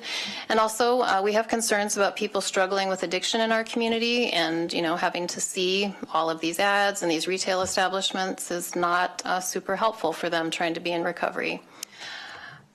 Okay. So lastly, actually, can you go to the next one? We kind of have a duplication here. Yeah. So number 7, enact a policy that all pharmacies must display information about naloxone for consumers. Does everyone know what naloxone is? Yeah, so naloxone is the life-saving drug that is given to someone who's having an opiate overdose. it has a lot of benefits to it. One of the benefits is it's harmless if you give it in the wrong instance. So let's say you give it to somebody that you thought they were having an opiate overdose, turns out they were having a heart attack, they were overdosing from some other drug. It can't hurt them, and so that's good. And if they are having an opiate overdose, it can save their life. And so we are working on efforts to try to get it ubiquitous in our community, and so it can save lives. And so I put a quote up there from Max's mission. I actually know Julia Pinsky. Her son died of an opiate overdose. She lives in Southern Oregon. And I'll just read this. Our son Max died from an opioid overdose 4 years ago. Within a few months of his death, 3 other young men in the area lost their lives the same way. As parents, we want to spare others this terrible loss. And the rest is just about the creation of their nonprofit, Max's Mission. And so that's one of the things that I work on, is trying to get more naloxone in the community. And so this is one effort where just having signage in pharmacies would prompt pharmacists to remember, oh, I have naloxone. There's a state law that allows me to prescribe it. And also prompt consumers to say, oh, I have, a loved one who's on a pretty high dosage of an opiate. Do I need naloxone? And so we just want to start. This is just one effort. I have lots of other efforts that I'm working on with law enforcement and other strategies, but this is one way, and it's pretty simple, that we could actually start this, our community having this conversation about naloxone and sending a message to the community that opiates are not as safe and harmless as once thought. And there's the summary of the strategies. And I think that Jocelyn is going to wrap us up. Just to wrap it up, I guess. So these are some strategies that Elizabeth and her colleagues have developed to address some of these issues. A lot of these have an evidence base, so they're taken from the Community Preventative Guide, which we've talked about before, the CDC recommended strategies. A lot of this has to do with community norms, so I think there is a real role to play for county commissioners, for others in decision-making areas to be able to influence those norms as well. The other piece too is we try to connect these initiatives across departments now when we can too. I think the sheriff was here earlier. We're on the Fatal Crash Investigation Team, which is a new initiative that Public Health is participating in as well. And as you know, the role of alcohol in some of those fatalities is substantial. So going forward, we'll also attempt to connect what we know in public health to what these other initiatives that we're working on across departments in the county. Excellent. And I'm noticing that beginning on page 7 of our package today is a detailing of the 7 strategies, not just the strategy, but the details of how that might be implemented. So today you're asking for a discussion and potential support of the 7 strategies, or that's an ongoing discussion? Yes. Chair Farr, thank you for bringing us back to that piece today. Our focus was to answer your questions and then really to get your best thinking about, as a Board of Health, are there some of these strategies that you would like us to move forward and bring back to you for further action? There clearly are some that are related to your legislative activities, so those might be as simple, for lack of a better word, as setting those as legislative priorities as we go into the next session and then the full session in 2019. There are other strategies that would be more involved and certainly would require us as staff to go back and prepare additional material and potential action for you. So I think our hope today was to have a conversation and some sense of where you would like us to go next on this issue. Perfect. And I'll open for questions and comments regarding the presentation. But the 7 strategies are listed. Of the 7, some are relatively easy to gain fairly universal support for. Others are going to be more of a discussion. For instance, we won't talk about any detail, but support for a state alcohol tax increase. That goes through the legislature every time, so it's going to be a lengthy, or not lengthy, but a detailed discussion that has to be taken. And we have to look at the objections that have been raised in the past by legislatures, including the one I sat in, that have made us that since 1977 we haven't increased beer and wine taxes in Oregon. Why is that? And what can we do to counter that discussion? So I'll open it up for questions regarding the presentation. Commissioner Williams. Thank you, Chair. Thank you for your presentation this morning. I'm looking at these 7 strategies, and the first 2 appear to me, at first blush, to be more of a legislative fix. But I support 3, 4, 5, 6, and 7. I think those have merit. It just practical, good sense. So, thank you. Thank you, Commissioner Williams. Further discussion. Commissioner Sorensen. I really appreciate your list of strategies, and I think all of them should be pursued, unless there's a limit on the number of strategies. But it seems to me that a lot of them involve the state legislature, and I think we're always better off maybe focusing on what we can do. The alcohol industry is a heavy contributor to candidates for the legislature, so we're not going to really change that at Lane County Public Health. That's way, into some other people are working on that, I hope. I know Senator Manning wrote a really nice op-ed in the Eugene Weekly some months ago about special interest contributions to legislative candidates, but that's kind of, in my view, that's a bit beyond what we can do. To me, if these are all, many of them are local initiatives, but some are state initiatives, and I guess I would be in favor of both, pursuing both. I think we're more likely to gain some traction on the state measures if there are other groups that see these as important. But in the meantime, I'd say, why don't we,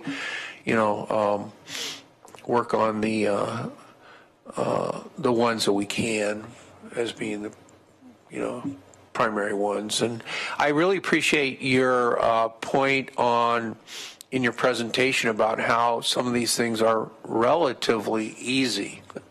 There are quite a few that are really just a matter of, hey, we should do that. So I like that. Thank you. Thank you, Commissioner Sorensen. Please, Ms. Gaffney. Chair Farr and Commissioner Sorensen, in the discussion of the legislative piece, I realize I didn't specifically let you know that we are absolutely coordinating with Alex Kyler, our intergovernmental relations manager, and many of these issues I know have periodically been part of the board's discussion in the past.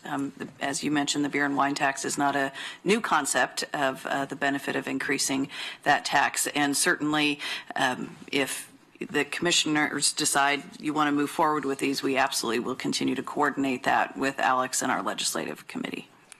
Thank you. And as with any strategy, tactics supporting the strategy are what we need to work on, very specific tactics as to how to make the strategy effective, so which can be dynamic and ongoing. Further discussion. Commissioner Lycan.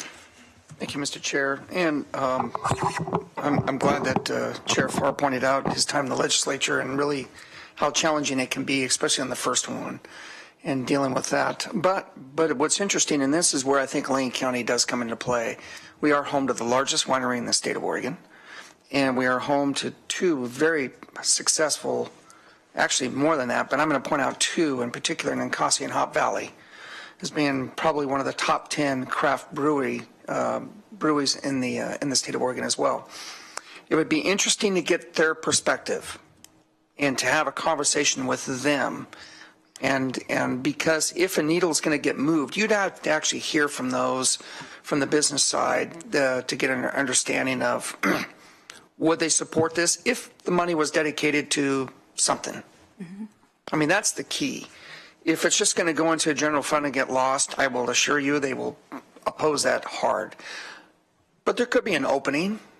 And again, I know that's more of a state legislative approach, but because of these companies and they're located here, and with the influence they have in their different associations, it'd be interesting just to get their perspective and maybe just to find out why. If there's an opening, then we could come forward from an advocacy role working with our legislators. But if there isn't, I will assure you I'm not interested in pounding my head against a brick wall. So I'll put it that way. The other piece you mentioned here at the tail end, and I think this is really important, I'm glad you mentioned it, and that is the public health's role on the traffic investigation, especially when fatalities are concerned. I bring that up because just a few years ago, it's been pretty recent, the Oregon Transportation Commission added public health as a component to any sort of project transportation that is out there. So our local act, when we put the act together, we actually have a position available for public health. And just to make sure that that is a part of it that continues. So I would hope that you would emphasize that even more, considering where Lane County is when it comes to traffic fatalities in the state. We're not in a position we want to be, we'll put it that way. And both in 14 and 15, we don't have the 16 numbers yet, but we were number one in fatalities in the state. Unacceptable. So I'm glad to see that that's all part of it, and I think it needs to be. But I would hope that you would emphasize that more and when coming before the board. Obviously, it's something I'm really interested in because transportation is something that's been one of my niches for a long time, and where I think we at Lane County have positioned ourselves in a good position to have dialogue with leadership in Salem. And so I think that's key, and I would hope that you would continue to really push that because I think it's really important. But I think Commissioner Williams, in his very succinct way, talked about strategy 1 and 2, more state. But I do believe there's an advocacy role. But I look at 3 through 7, and that's I think a role where we can have hands-on and probably be in a position to have a positive influence. So really good. I really appreciate this, and thank you very much. Thank you, Commissioner Lyken. Further discussion, Commissioner Bozevich. Thank you. So I'm probably going to take us in a little bit different direction here. First, I'm just curious if you know how many OLCC enforcement officers cover Lane County, and is it just Lane County they have territorial jurisdiction of? I know you know the answer. I believe it is just one, and I believe we've met him. And I don't know how large his region is. I think he also covers Coos as well as Lane County. That sounds right. Somebody's up there holding up 5. I thought Coos, Douglas, and Lane. What I'm kind of get at also on both on the alcohol and on the marijuana side, the staffing of enforcement by the state has been pitiful. And that's, as we look at number 1 up there and talk about increasing tax revenues and where they ought to be spent, and that also goes down to number 3, one of the places we need to talk about is the state getting their house in order and adequately funding their enforcement side. Because, I send stuff to OLCC all the time on marijuana. It's my number 1 constituent complaint out there is marijuana grows right now, and no response, or very little, because they are so overwhelmed right now. I forgot what the statistics were, something like 1,500 or some odd grows have already been approved and 1,500 in the process, that they're trying to go through all the applications, inspections out there of actually getting people licensed. They're not doing enforcement. That's got to change, and we need to advocate for that at the state level. And that's really, one of the things, if we're going to get agreement to support beer and wine taxes from the industries, it's got to be dedicated funding stream. It can't go into the general fund. So if we identify it goes into OLC enforcement activities, it goes into alcohol and drug treatment, down to local law enforcement for their DUII patrols, DUII training, because now that we've got marijuana out there, it's not just breathalyzers anymore. Our court systems that have to handle those cases, things like, and then getting on to, the specialty courts and everything else those fund. But that's really what we ought to talk about. And then we have to deal with the elephant in the room, medical marijuana.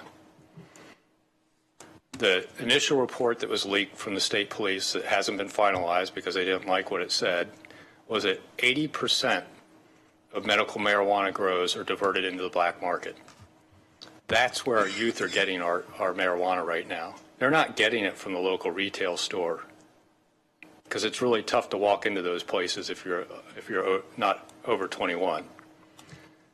But when you see 80% diversion in the black market and OHA staffing of enforcement's worse than OLCC's, if it's possible, there's absolutely zero enforcement by Oregon Health Authority. That has to be changed. We have to support legislation that moves medical marijuana completely under OLCC and treats it just like retail. So if we're going to talk about dealing with those issues, that's effective, you know, what we need to do with those policies. As we look down the list, 5 or 10 years ago, I would have said definitely no to number 2, because that's not where I am philosophically a lot of times. I read the report from you guys, and I understand, that statistically it has shown an increase in alcohol consumption. So I'm kind of lukewarm there, but I'm not going to say absolutely no to it. And as we move on down, some of those other things will be dealt with if we can deal with the enforcement side of OLCC and move medical into OLCC. Existing laws on marijuana advertising, that really should be OLCC taking care of those. The one place I think I might differ from you all is I don't know if I can support the 1,000-foot separation between stores. I think, that's something that is an artificial number, and we don't have 1,000-foot separation between beer and wine. Why are we treating marijuana differently? We let one bar compete with another, and whoever does better customer service and whatever else stays in business. Whoever doesn't goes out of business. We shouldn't be interfering with that part of the market, I don't think. For those that are recovering and in recovery, attempting to get into recovery, those temptations, they're going to have to learn to deal with those anyway. Right now, it's the same for an alcoholic out there, or even somebody quitting tobacco. There's always going to be those things that might be triggers, and you'll have to learn to deal with. So I think that's probably, of the 7 strategies, probably the one I'm least supportive of. But I think as we look at number 1, we have to also talk about OLCC enforcement enhancement and also dealing with the medical marijuana side. Because when you look at what is in the actual marijuana taxes, 20% already goes to alcohol and drug treatment. They have it set aside for mental health and addiction treatment. At the state, only 10% comes down to the county levels, and then it's divided out, based on sales and everything else. It's a very small percentage. Then trying to divide that 3 ways here at the county when we have such a severe need for patrol enforcement at DUII in this county, it's tough to say, well, I've got to take a third of that for this and a third of that for that and not use a fair amount to support patrol. So I'm kind of going to also, on the even division on number 3 might not be totally balanced there, depending on what happens with number 1. If we can get them to redo the distribution to the counties a little bit, maybe take a little bit from the state school fund and provide the counties more, there may be more to talk about. And not interested in cutting the Board of Health meeting short. We do have a lengthy morning ahead of us, and we're approaching significantly beyond the time that would suggested we're going to have for Board of Health this morning. But we do have more questions and comments. Commissioner Williams, none. The only thing I would say is that Commissioner Bozievich has great points that he makes. We may disagree on 1 or 2 of the tactics, but the issue regarding the strategies is to come up with a list of tactics. Most of them you already have. It's just a matter of getting everybody behind them. You heard Commissioner Sorensen say he supports all 7. I support moving forward on all 7 personally. Commissioner Bozievich has given his views on moving forward with strategies. So I think we can perhaps unilaterally say, yes, let's move forward with the 7 strategies. How far the board as a whole is willing to take each one of the strategies may be in question as the tactics are finalized, discussed, and as we get closer to the 2019 session. But generally speaking, thank you for a 45-minute discussion that really easily could have lasted for 4 or 5 or 6 hours, because there's so much to be discussed. It's just a beginning, as you mentioned at the start of the discussion today, Ms. Gaffney. Any further comments from the panel? Thank you. Thank you very much. And we will I hope you found us attentive and productive. always. Thank you. Thank you. Thank you, Ms. Smoker-Heisky. At this point, I'll allow about a minute for the room to settle and clear, and we'll move along to our next. Adjourn the Board of Health. Not a bad idea. Then I will adjourn the Board of Health meeting. And as the room clears, I will welcome you to Harris Hall and convene the Tuesday, October 17th regular meeting of the Board of County Commissioners. Good morning and welcome to Harris Hall. Many of you have been here for some time already. Ms. Smoker-Heisky, first item on the agenda today is adjustments to the agenda. Mr. Chair, the agenda team spoke this morning, and I know it was the wishes of the chair and vice chair to move executive session, I believe, after public comment this morning. So that was the one item that came from our meeting earlier today. Thought we were going to move it in after 6A. Yes, before item 7.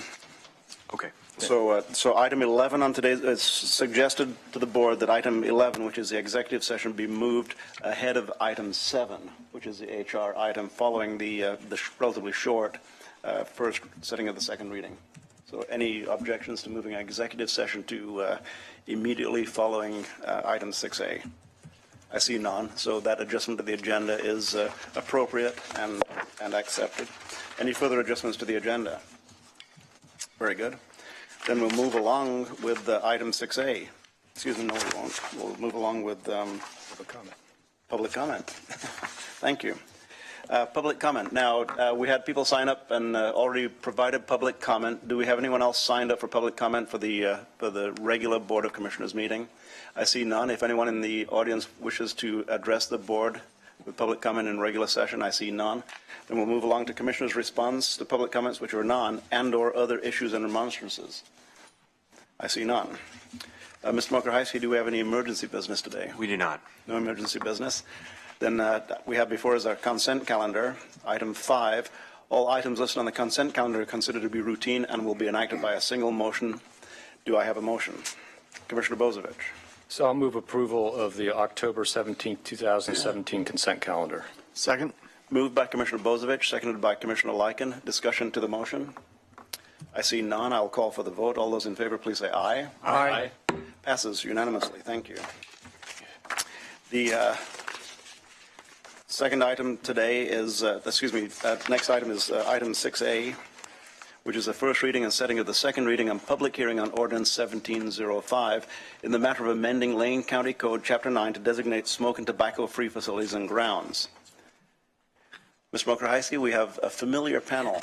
Yes, I told Ms. Gaffney she should just find herself a warm seat up here for the morning, so I'll turn it over to Ms. Gaffney and just make a comment generally that we've worked for several years to engage members of our organization, our employees, and other officials in developing a campus-free, tobacco-free campus policy.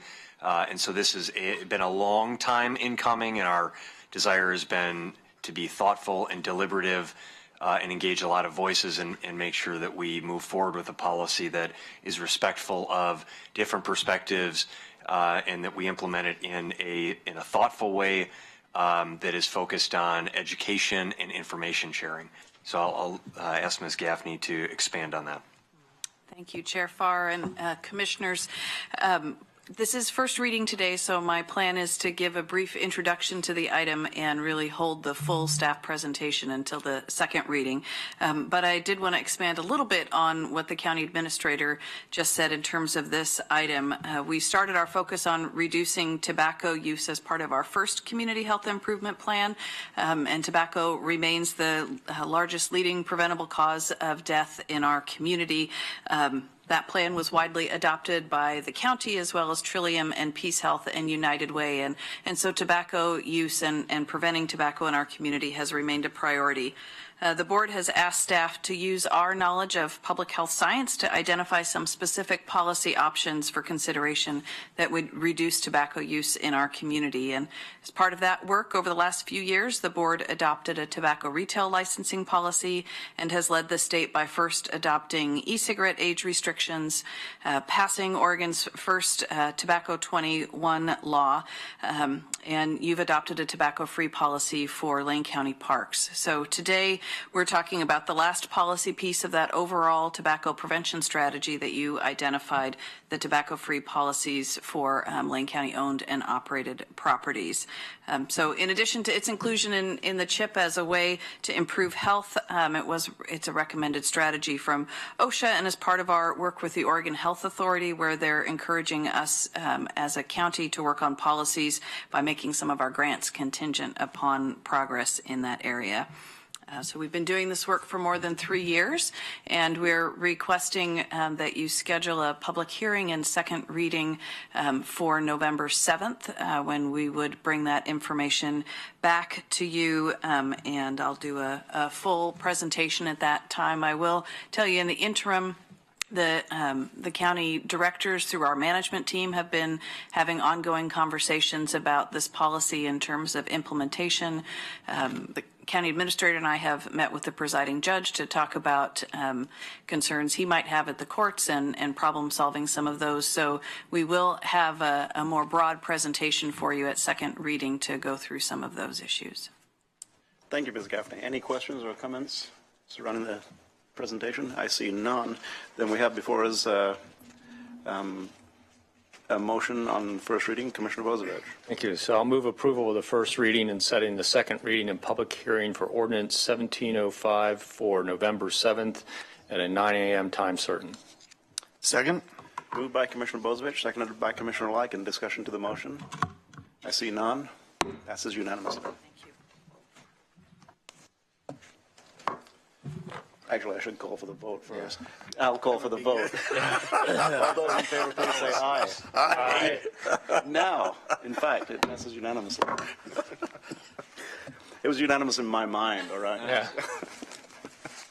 So we'll now move along to executive session. Now, a couple of things are going to happen when the gavel goes down for executive session. I'm going to read us into executive session.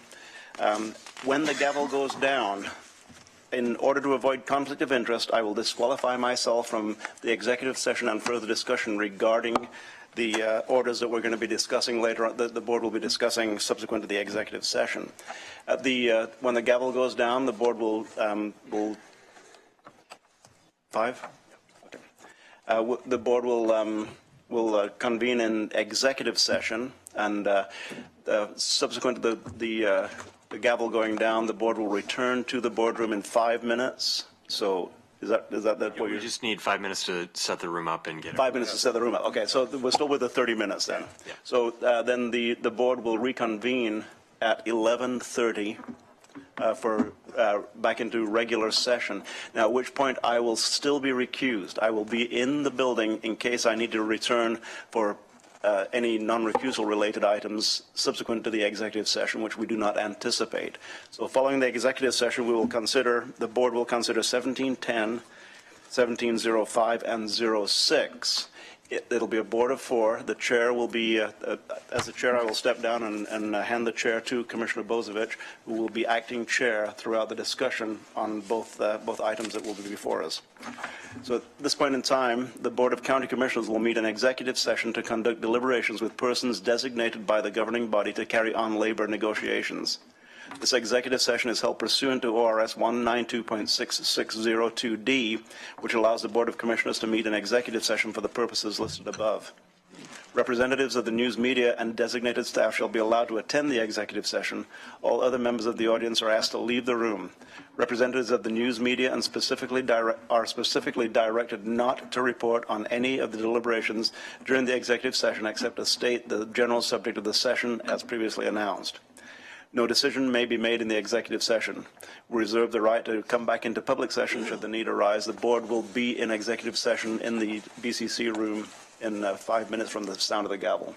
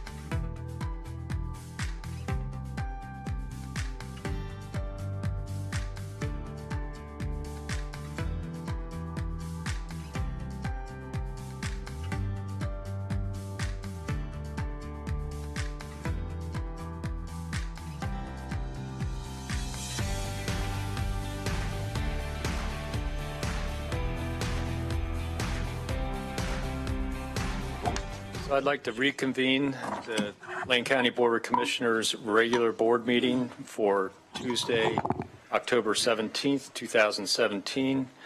And we are on agenda items 7A and 7B, which are in the matter of authorizing the county administrator and our bargaining team to implement a modified final offer between Lane County and the American Federation of State County Municipal Employees, Local 2831, the general unit and the nurses unit. And I'll turn it over to our administrator, Mr. Mokaiski.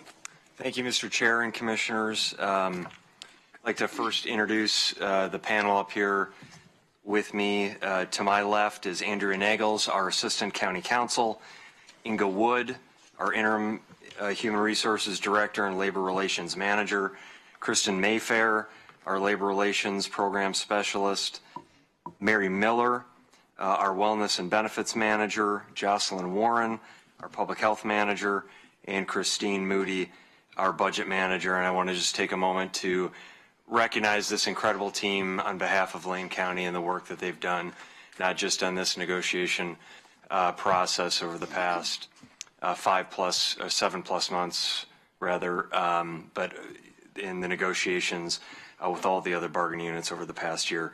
I also want to recognize the members of the AFSCME bargaining team, Larice Rivera, Pat Dotson, Nick Alviani, Connie Perry, Lori Green, Brad Carpenter, Jennifer Young, Christine Yonkers, and Charity Aguirre. And I really want to recognize and thank the members of the AFSCME bargaining team. I can tell you that folks on both sides from the county and the union have worked really hard over 7+ months on negotiating agreements for both of these bargaining units and in mediation over the last several weeks. It has been long days and long nights. I can tell you, we were there until, I know you heard Larice Rivera say that the AFSCME bargaining team was there till about midnight this morning, and our team was there till a little after 1 a.m. This morning, continuing to work. And so both sides really have been working hard to try to reach agreement, and we want to recognize all of the folks involved in that effort. So I'm going to sort of do a kickoff, and then everyone has some comments to provide. I want to just, Mr. Chair and Commissioners, acknowledge at the outset here that we are all disappointed to be in a situation where we have not yet reached agreement with these two bargaining units. We all have sought to reach agreement. We have searched high and low, and we will continue to do that, to work in good faith and in collaboration to try to resolve the issues at hand. I want to say that this organization and the employees who work for this organization have done incredible work over the past several years. We've made great progress in the area of health. We talked this morning as the Board of Health, and you saw from so many of our great team in Health and Human Services work on tobacco, drug and alcohol prevention, mental illness, homelessness, access to health care, and the expansion of our community health centers, our work on equity across the organization and in the community. We've talked so much about public safety over the last several years, and we've worked to not only maintain existing public safety services, but enhance public safety services. We've increased staffing and resources for the District Attorney's Office to prosecute crimes, and our Parole and Probation Office to enhance services for supervision of offenders and make sure that individuals are getting connection to services in the community. We've enhanced services in our jail to make sure that the most violent offenders stay behind jail until they meet trial. The incredible work of our Sheriff's Office and public safety partners on the renewal of the jail levy with over 70% approval. Our work in infrastructure that has really been a critical concern for the organization. The great work of our teams in the roads department, and in recent storms, the response that we've seen from our incredible employees in parks, the great work in long-range planning, while we're also working to maintain the critical assets with limited staffing that we have there. so much progress on waste management and working to balance that fund and try to get it into a place where we have reasonable fees and reasonable services in place. In land management, the great work that has happened to repair that operation after the downturn in the economy to meet the needs of our residents and businesses for development in the community. In economic development, the great work that the board and our staff have done in attracting new businesses and jobs and focusing on redevelopment of critical areas in the community. Issues around fiscal responsibility that we've focused on. We've talked a lot about creating a balanced budget, a structurally balanced budget that responsibly utilizes the limited resources that we collect and puts it into direct services for the community.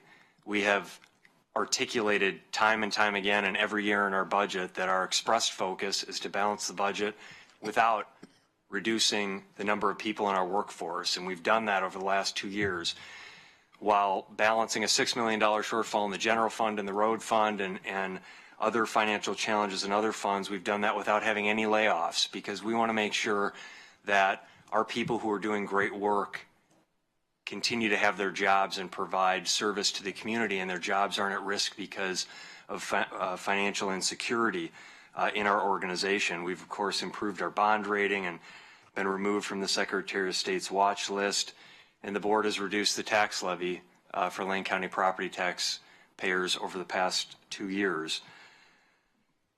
And all of this is the work and the results of the great work of our employees. Our employees are responsible for all that work. We have really worked over the last several years to build relationships, to respect the great work of our employees. We have quarterly meetings with all 7 of the stewards from our bargaining units. We've done that over the past 3 years, just not on bargaining, but just to have a dialogue, to build a relationship and ensure that when we get to the point of bargaining contracts at the table, that we're able to do so in a respectful and collaborative and good faith manner. Of course, we've done work to enhance our recognition of employees here in front of the board through awards programs such as Lanegenuity and other places to lift up the great work that's happening by our employees in this organization and show that to the community, that we have incredible, dedicated public servants who are doing great work every day, and it's not always recognized. And so I want to just take a minute today on what I think is a sad day for a lot of people, and the concern about the potential of our employees striking and the very difficult choice that many of them have to make, as well as the rest of the employees in the organization. So there's been, I will also acknowledge there's been a lot of focus on me and my position, and that's okay. I'm not going to, I've had a lot of people say, that we should address that or respond. I'm not going to do that because I don't think that this is really about me. I'm frankly more concerned about the employees in our organization who are stressed right now and concerned about the decision that they have to make about what they're going to do tomorrow. The discussions that they're having with their families about that must be an incredibly difficult and stressful situation for them. I'm thinking, as we all are, and concerned about the other employees in our organization, the other bargaining units and non-represented employees who are concerned about what they're going to need to do to step up to provide the services that our community relies on. And of course, we're concerned, as always, about our residents and the services that they rely on and access.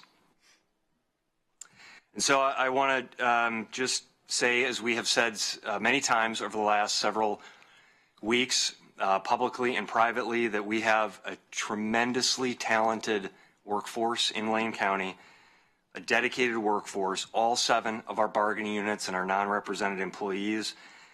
All of our employees deserve the best compensation that we can afford to provide, that is based on the comparables and all of the other equitable reviews that we can do. And our taxpayers deserve quality services, and that we responsibly manage and steward the resources that they provide to us to make those services available to them. And so this has been and continues to be a balancing act. It's a balancing act between our obligation to our employees to do everything that we can to recruit and retain the best talent, and our obligation to be good stewards of taxpayer resources. We have to have the resources in order to pay for any of these additional costs. And so what you're going to hear here today, and what we've talked a lot about and we will continue to talk about, is we have done everything we can, and we will continue to do that, to listen to the employees and to the members of these two bargaining units.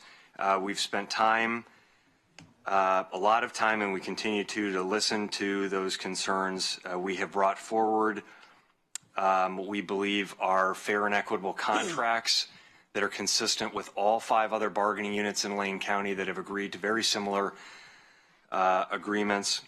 The provisions that are in front of you today include market adjustments for 63% of the represented employees in these bargaining units, and cost of living adjustments for 100% of those employees. We will continue to meet as we did until after 1 a.m. today. We will continue to meet with AFSCME bargaining unit leaders as we have since March 1st. We will continue to do that after today.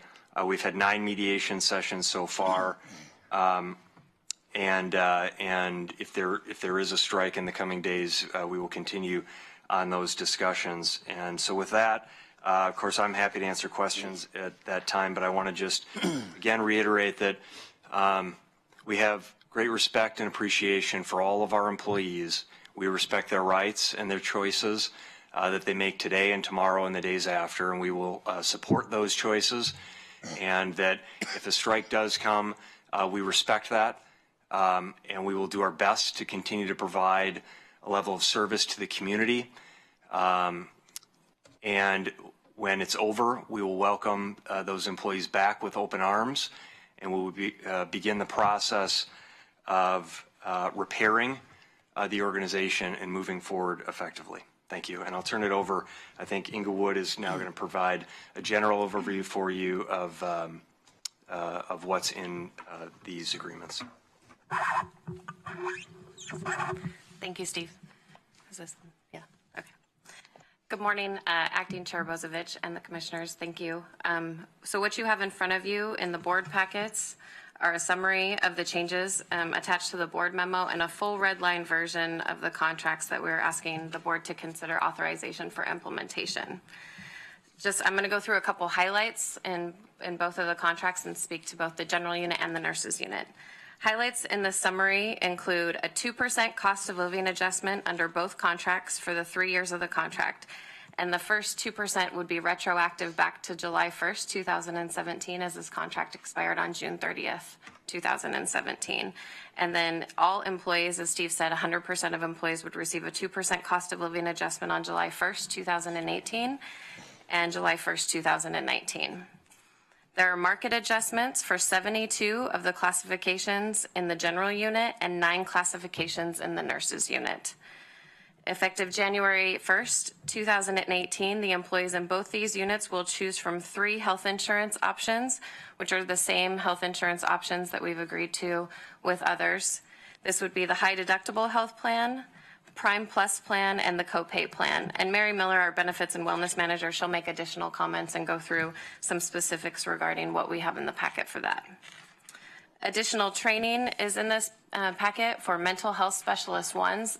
Health and Human Services, they're really trying to increase training for mental health specialist ones so that they can get their certification and licensure to become mental health specialist twos and continue with the county. So we've included dollars to assist in supervision towards obtaining that licensure.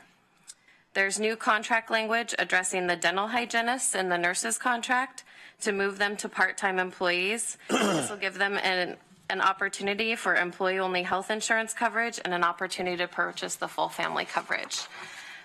These hygienists would also not be required to reapply every year of the contract.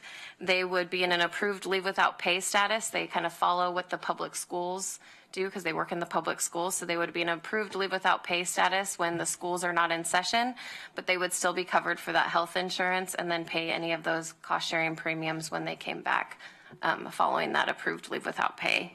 Again, they wouldn't have to reapply each year and they would receive seniority in those positions. There's also an increased benefit for long-term disability insurance in both of the units, increased boot allowance and uniform allowances for relevant classifications, and additional continuing education funding for nurse practitioners, dental hygienists, and physician assistants. And I know there's been some talk about our final offer that we submitted with the Employment Relations Board, and then what we're asking you to authorize for consideration of implementation here today. And I'm going to let Andrea Nagels, our Assistant County Counsel, speak to some of those enhanced offers that we have for you today. Thank you, Acting Chair and Commissioners. What we have in the board packets for your consideration is what is an enhanced final offer from the final offer that was submitted to the state on September 15th. We feel so we submitted our final offer to the state, and then as Steve pointed out, we have been continuing negotiations with the union during that period of time, and we've really taken that opportunity to listen to what their side is saying and the concerns that the employees are bringing through their negotiators to the table. So we've really tried to zone in on the key issues that are being presented and respond to those with this package that is before you for your consideration. The enhanced final offer before you contains some additional economic items, and specifically these items include some additional market adjustments for specific classifications that we viewed as being significantly on the low end of the pay scale.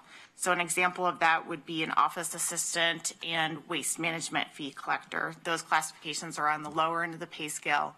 What we've heard from AFSCME through the mediation sessions is there's concern for those individuals in those classifications. So what we're bringing forward to you for consideration is an additional market adjustment for those classifications to address those concerns.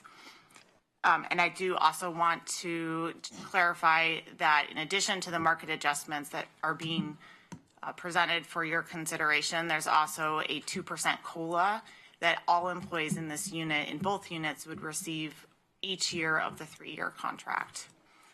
Additional economic items that were not included in the September 15th final offer is also a $20 credit to employees for the first 3 months of the new contracts that would go into place. So that credit would be January 2018 through March 31st of 2018. And what that $20 credit would be is to offset employee contributions, which would be starting in January of 2018. The credit would be provided to all employees if those employees complete the first 2 steps of a 3-step health risk assessment process. The first 2 steps are very manageable and are not time consuming, and those include an online health assessment and a biometric screening. So as long as employees completed those 2 steps, they would receive a $20 monthly credit for a period of 3 months. And the third additional economic item that I'd like to highlight is a change in the proposal for dental hygienists.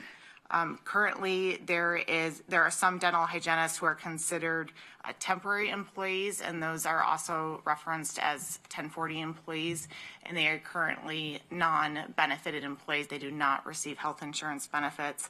Under the county's proposal for your consideration, those employees would be transitioned to a part-time employee status. As Inga described earlier, those employees would then be eligible for employee-only health insurance, and they could then elect to pay additional coverage for family insurance if they chose to do so. Those positions that I referenced that we're doing additional market adjustments are in addition to the original market adjustments that were included in our final offer that was filed on September 15th. All of those market adjustments were identified based off a market study that was completed. And Kristen Mayfair will speak briefly just to that process and how we identified those positions as being ones eligible for adjustments. Thank you, Commissioners and Acting Chair. At the beginning of this bargaining process, AFSCME brought forth all of their job classifications, which is over 100, for market review for both units. Our bargaining team completed a comprehensive market study of those classifications using an objective, standardized method. The county uses this same method for the market reviews conducted for the county's other 5 bargaining units, as well as all non-represented employees. The market study analysis we completed looks at total compensation, which includes looking at such factors as employer-paid benefits of leave time, retirement accounts, and contributions to health care. This also makes sure that we are comparing apples to apples when looking at other counties, such as Washington, where the employees in Washington pay their 6% PERS pickup, so their hourly wage is offset higher to cover that amount. The results of that review were used to recommend adjustments to salary scales for classifications that were the most out of market, in conjunction with consultation with department directors for what is affordable, as well as addressing any recruitment and retention issues they may have. It's with those considerations and listening to the concerns of both the departments and the union's units that the bargaining team has put forth those market adjustments and cost of living adjustments to the board today.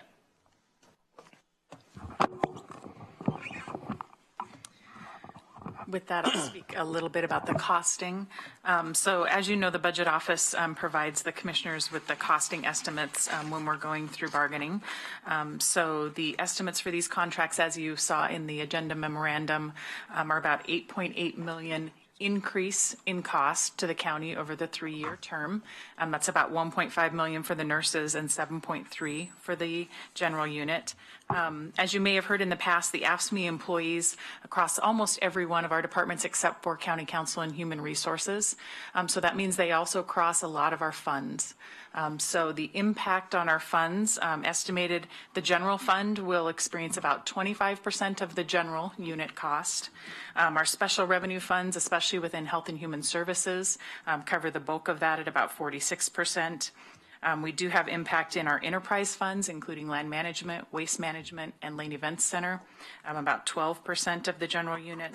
And then there are our internal service funds, such as our TS services, our technology services, about 17%. That percentage then comes back out and impacts all of the other funds again when it bills out its costs internally. So those are rough estimates for the general fund in those pieces. On the nurses side, Health and Human Services is where those nurses exist. There is the CHCs, the community health centers, is about 74% of that cost. We do also have public health, which receives general fund. They will experience about 15% of the increase. Behavioral health, about 10%, and then we do have a nurse out at juvenile. So that would be also come back to the general fund a bit in that piece. So we have also prepared a spreadsheet that is part of the agenda materials that I wanted to walk through a little bit with you to show over the 3 years for the job classifications that are being adjusted and some that are just receiving COLA. I want to show you some examples. Well, we're frozen. So this is under the agenda item. As I mentioned, anyone can see these out there. There are instructions for how to read the sheet, but we'll walk through just a couple examples here.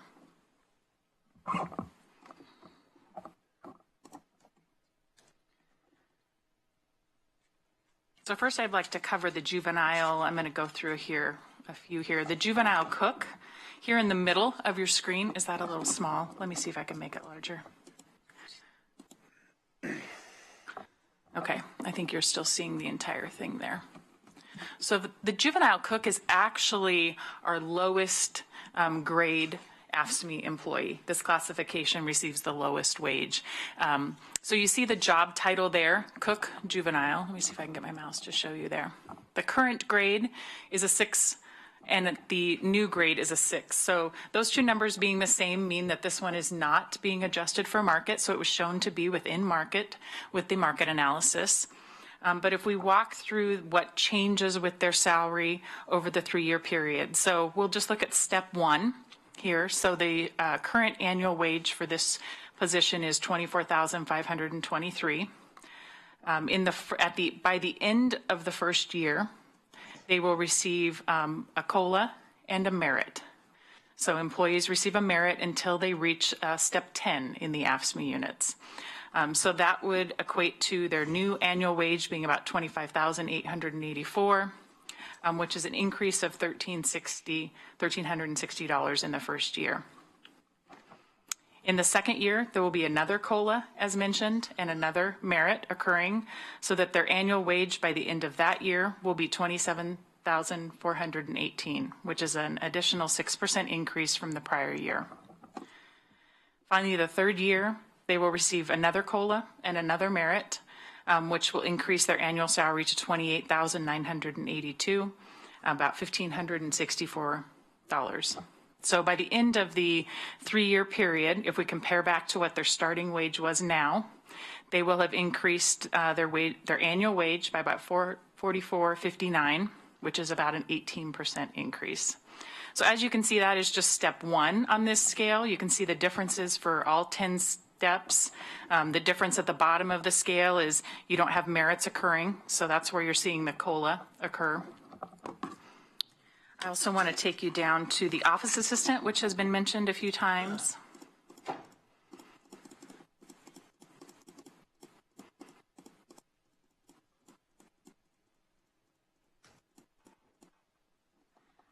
So the office assistant 2, we actually have about 72 employees in this classification at this time. So you can see here that the current grade and the new grade are different. That means that this classification is receiving a market adjustment. Our grades, the percentage between grades is approximately 2.5%. It can sometimes be 2.4 or 2.6, depending on the step you're looking at. So that means the salary scale will be adjusted by 2.5% at the beginning of the contract. So if we look at somebody step 1, in this case, they're currently making $30,638. By the end of the first year, their annual salary will be $33,203, which is an increase of $2,565, or approximately an 8% increase. In the second year, they would receive the COLA and the merit, and that will bring their annual salary to $35,101, about $1,898 increase, or close to 6%. And finally, in the third year, there will be another COLA and another merit, which will bring their annual salary to $37,127, so an increase of $2,026. So by the end of the 3 years in this classification, where there's a market adjustment, the total change will be about 21%. Their annual salary would be $37,127, or about $6,489 increase. If you bear with me, we just want to show you a few more. Then I want to show you a nurse. Let's see. Our mental health specialist, there at the bottom of the screen. This one is actually receiving a 3-grade market adjustment, so from grade 30 up to 33. So if we look at the first step there, that starts right now at about $44,000.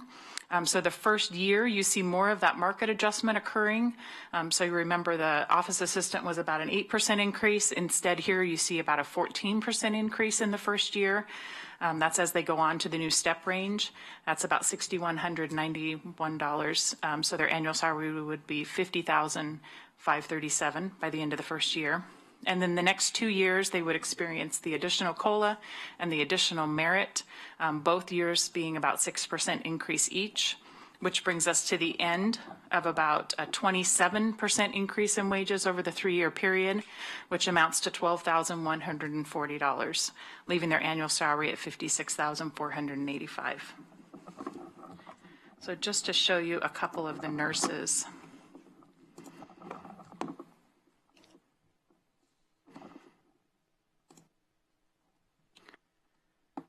We do have a larger number of employees in the community health nurse, too. That one, as you can see, has a 2-grade adjustment increase for the market adjustment to begin with.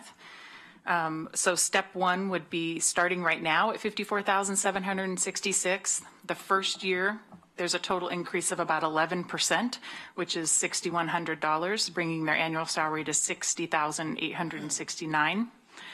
Again, over year 2 and 3, they experience about a 6% increase with their 2% COLA and the additional merits that they receive in those years, which brings the final average, or annual, not average, annual salary to $68,118, which is a 24% increase over the 3-year period.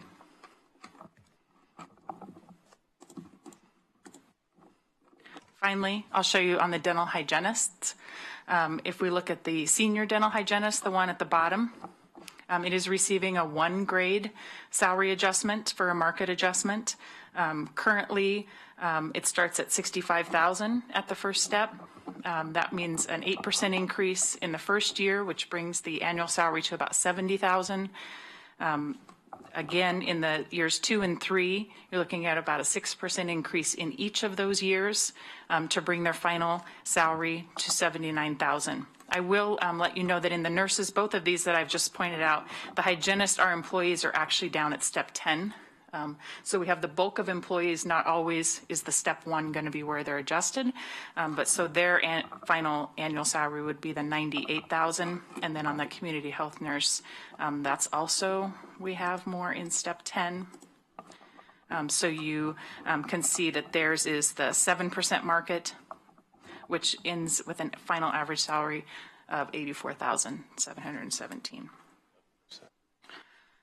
So with the market adjustments, I would just add that these are being implemented in the same way that you have implemented your other or bargaining units, in that we're looking at the nearest step, and in this case, we're without a decrease. So they will sometimes stay on the same step number, but they will always receive an increase in pay as they go on to the new market adjustments. With that, I will turn it over to Mary to talk about office assistant. Sure. All right. Good afternoon, Acting Chair Bozovich and Commissioners. I'd like to talk to you about my time at the county as the Benefits and Wellness Manager. I started here nearly 3 years ago. During that time, I've been a member of the bargaining team that's worked with the bargaining units in order to reduce the health plan costs and to promote employee wellness. The contracts before you work to accomplish these same goals and are equitable with what our other bargaining units have agreed to. The county provides health insurance for 3,700 plan members. The county's proposal includes 3 plans to provide a choice for the 600 plus union members and their 900 dependents.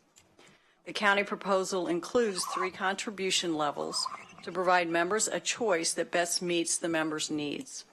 Amounts are pre-tax, so in effect they are $16 to $56 a month, with the pre-tax figured in. The contribution credits that we are proposing encourage employees to focus on wellness, which reduces their cost to $0 to $36 a month. And it also helps reduce their health care spend. Healthier people have less claims. Increasing the office visit cost to $35 ensures that members who choose the costliest coverage also pay for that. We have also put forth a one-time payment for employees to address concerns that they may have about the higher copay. The increased long-term disability limits provides greater income replacement for hundreds of union members who earn over $60,000 a year. This offer is focused on equity in health insurance, as the other 5 bargaining units have also agreed to. We have worked to create this consistency across the board. The timing for authorization to implement this contract is also necessary to ensure employees have sufficient time to choose the plan that best fits the needs of themselves and their families. Our insurance partners also need notice to implement the enhanced disability benefit that will benefit hundreds of AFSCME employees, and also the 3 health insurance plans that are included in the contract. So one thing I'd like to point out, under the office assistant, we'll just go back to that same example that Christine has put up here. You can see in the end of the first year of the contract that the employee is earning an additional $2,565. With the health contribution pre-tax and the credit, the employee would expect to pay an additional $432 for the year, which is affordable with the increase that they would be receiving in the first year. All right, I'd like to turn over to Jocelyn Warren, our Public Health Manager. Thank you, Acting Chair Bozovich and Commissioners. As someone who is new to bargaining, not an HR specialist and not a financial analyst, this process has really given me an appreciation for how complex it is, and it can be very challenging to understand. And I also want to say I really appreciate the integrity with which this team has conducted itself throughout the process. Things I want to just highlight that I think are important are that these contracts have similar offers to all the 5 bargaining units with which they have bargained recently. We focused on the most out-of-market classifications and those hard-to-fill positions. For example, in public health, we've had some difficulty recruiting community health nurses. So we have increased the market for those classifications in an effort to address that gap. I believe we've worked incredibly hard to come up with a fair and equitable contract, and I appreciate the time that everyone has dedicated to this process.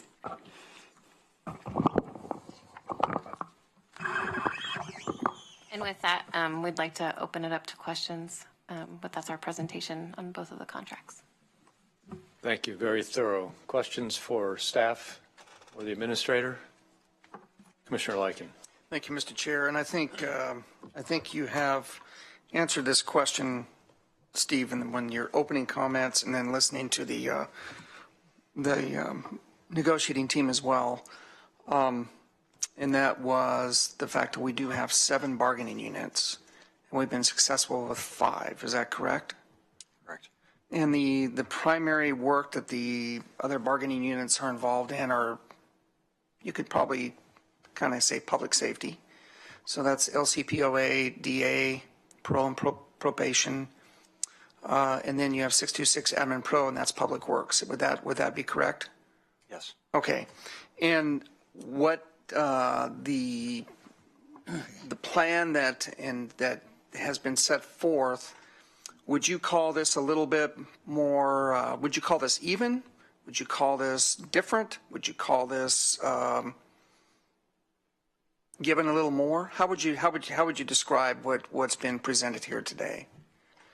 Well, I'd say, first that we have 7 different bargaining units, and we negotiate individually with each of those. And what we've tried to do is maintain equity on some key elements, particularly around health insurance, to try to work with employees on those pieces. And we did that. So the health insurance plans that are in front of you here today for these 2 bargaining units mirror what was approved for the other 5 bargaining units.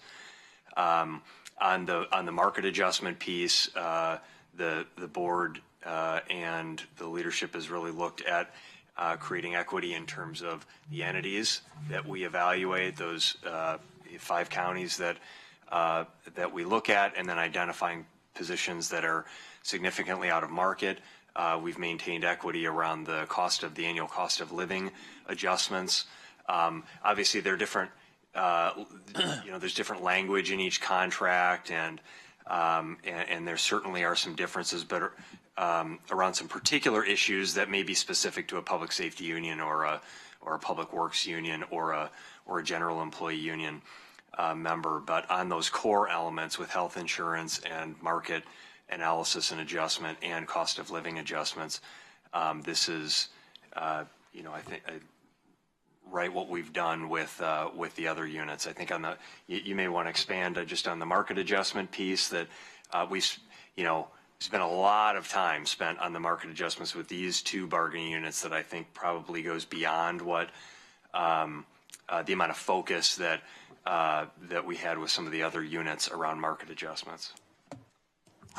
Yeah, so with this, when we analyzed the market adjustments and coupled that with a 2.2 COLA, there's a couple slight variations with 626 and Admin Pro. We did a 3.22 COLA coupled with the health insurance instead of market adjustments. They received no market adjustments. Parole and probation, it covers essentially one classification, so there was a 1% market adjustment there with a 2.22 COLA and coupled with the cost of living. LCPOA, we looked at the most out of market there and the hard to recruit and made a few market adjustments with them coupled with the 2.22 COLA and cost of living. So I would say there are slight variations between the different units, but it's very similar. Appreciate that. And then on the healthcare cost, I've used this example before. So the year before I was sworn in as a county commissioner, I was private sector. And my family and I, this was in 2010, were paying $800 a month and about $300 a month into an HSA, so $1,100 a month. Honestly, we didn't think any of that. We just figured that's just the price of health insurance to make sure that our family was taken care of. And I had two teenage sons at that time. They're now grown and out of the house, but two teenage sons at that time. It was actually a good plan. I viewed it as kind of a Lincoln Continental plan. And so I will tell you, when I was sworn in as a commissioner, I was stunned. I went from the Lincoln Continental plan to a Mercedes 600 model plan. And even with our adjustments, we're still at a BMW 700 series plan. I mean, that's the reality. This is probably the best cost-effective healthcare plan I've ever seen. And even with the adjustments that's being asked, I personally think it's still a very, very outstanding plan and very, very cost-effective. As we're going through this process, and Steve, you said something earlier, and that is, I can probably understand yours, the negotiating team, because you're here every day. You're part, I mean, especially with Steve as the administrator, you're the person that ultimately has to accept the full responsibility. As board members, I look at it as we're, in a sense, I mean, I've served on a board of a small college, small university. I was on a trustee there.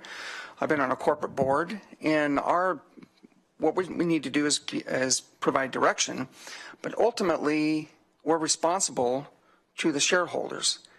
And in my case, it's the taxpayers. That's really, as a board, that's what we're responsible for, and that's who I answer to, are the taxpayers, in particular in my district, but also throughout Lane County. And so I look at it from a perspective of how do we pay for this moving forward. And at this point in time, I don't see how we can possibly really pay for what the union's proposing. If we hadn't lost 91% of our federal revenue, I may have a different thought on that. And but this is real life. This is where we are today. And so I do appreciate the work that you put forward on this. I respect where the union's coming from. I mean, that's fine.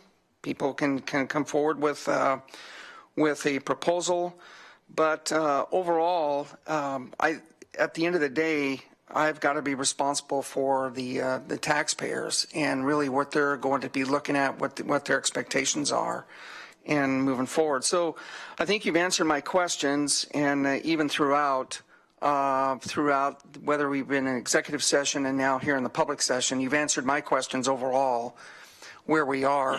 I do, even with what our decision will be, and what my colleagues here want to do as far as the vote's concerned, obviously I'll listen, and if somebody has a better idea, I'm all open. Big open ears on this one. But I appreciate the due diligence. I also appreciate more the and I'm assuming, looking at these numbers, these are the same numbers that have been proposed, that you have proposed, that the bargaining unit of AFSCME has. Is that correct? These numbers here? Are you asking if these have been provided? Yes. Yes. So they're aware, they have. Posted online for everyone, yeah. So they have these numbers and know exactly what each of these individuals will receive. And this is the other challenging thing I have as a board member. And I remember it was Councilor Ann Ballou who I served with, and we used to call them the Ballou sisters in Springfield. So you had, her one sister was on the sub board, and she was a corporate attorney and worked in finance in LA County. She was a manager in LA County.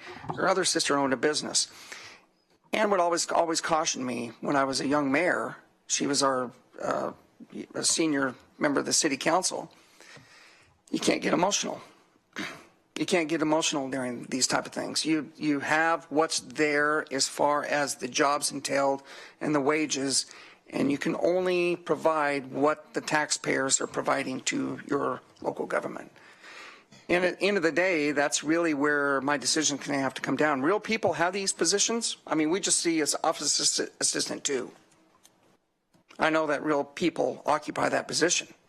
But our decision has to be made on office assistant 2 or office assistant 1 bilingual. I mean, that's what our decision has to be made on. So, again, I appreciate it. And overall, you know, I wish we weren't in this position.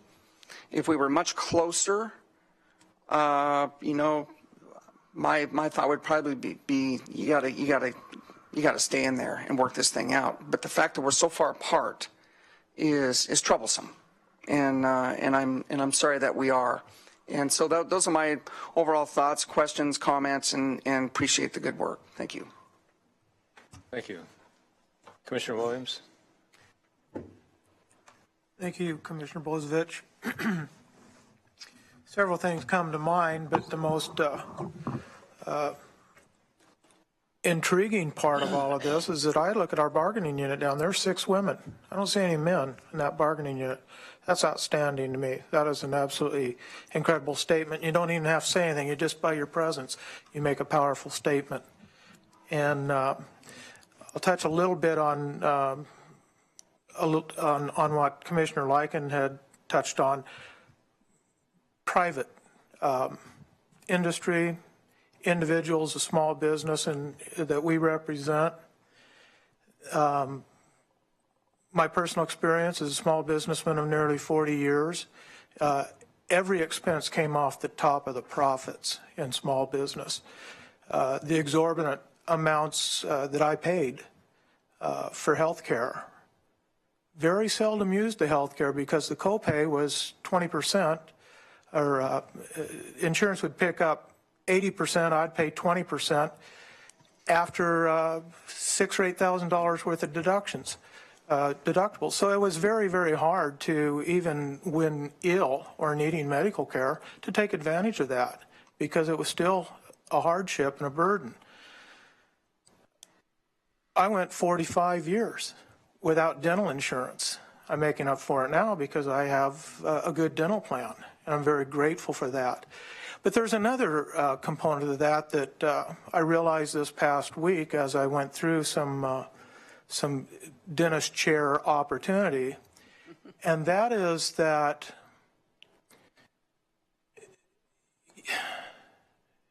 this is very, very difficult.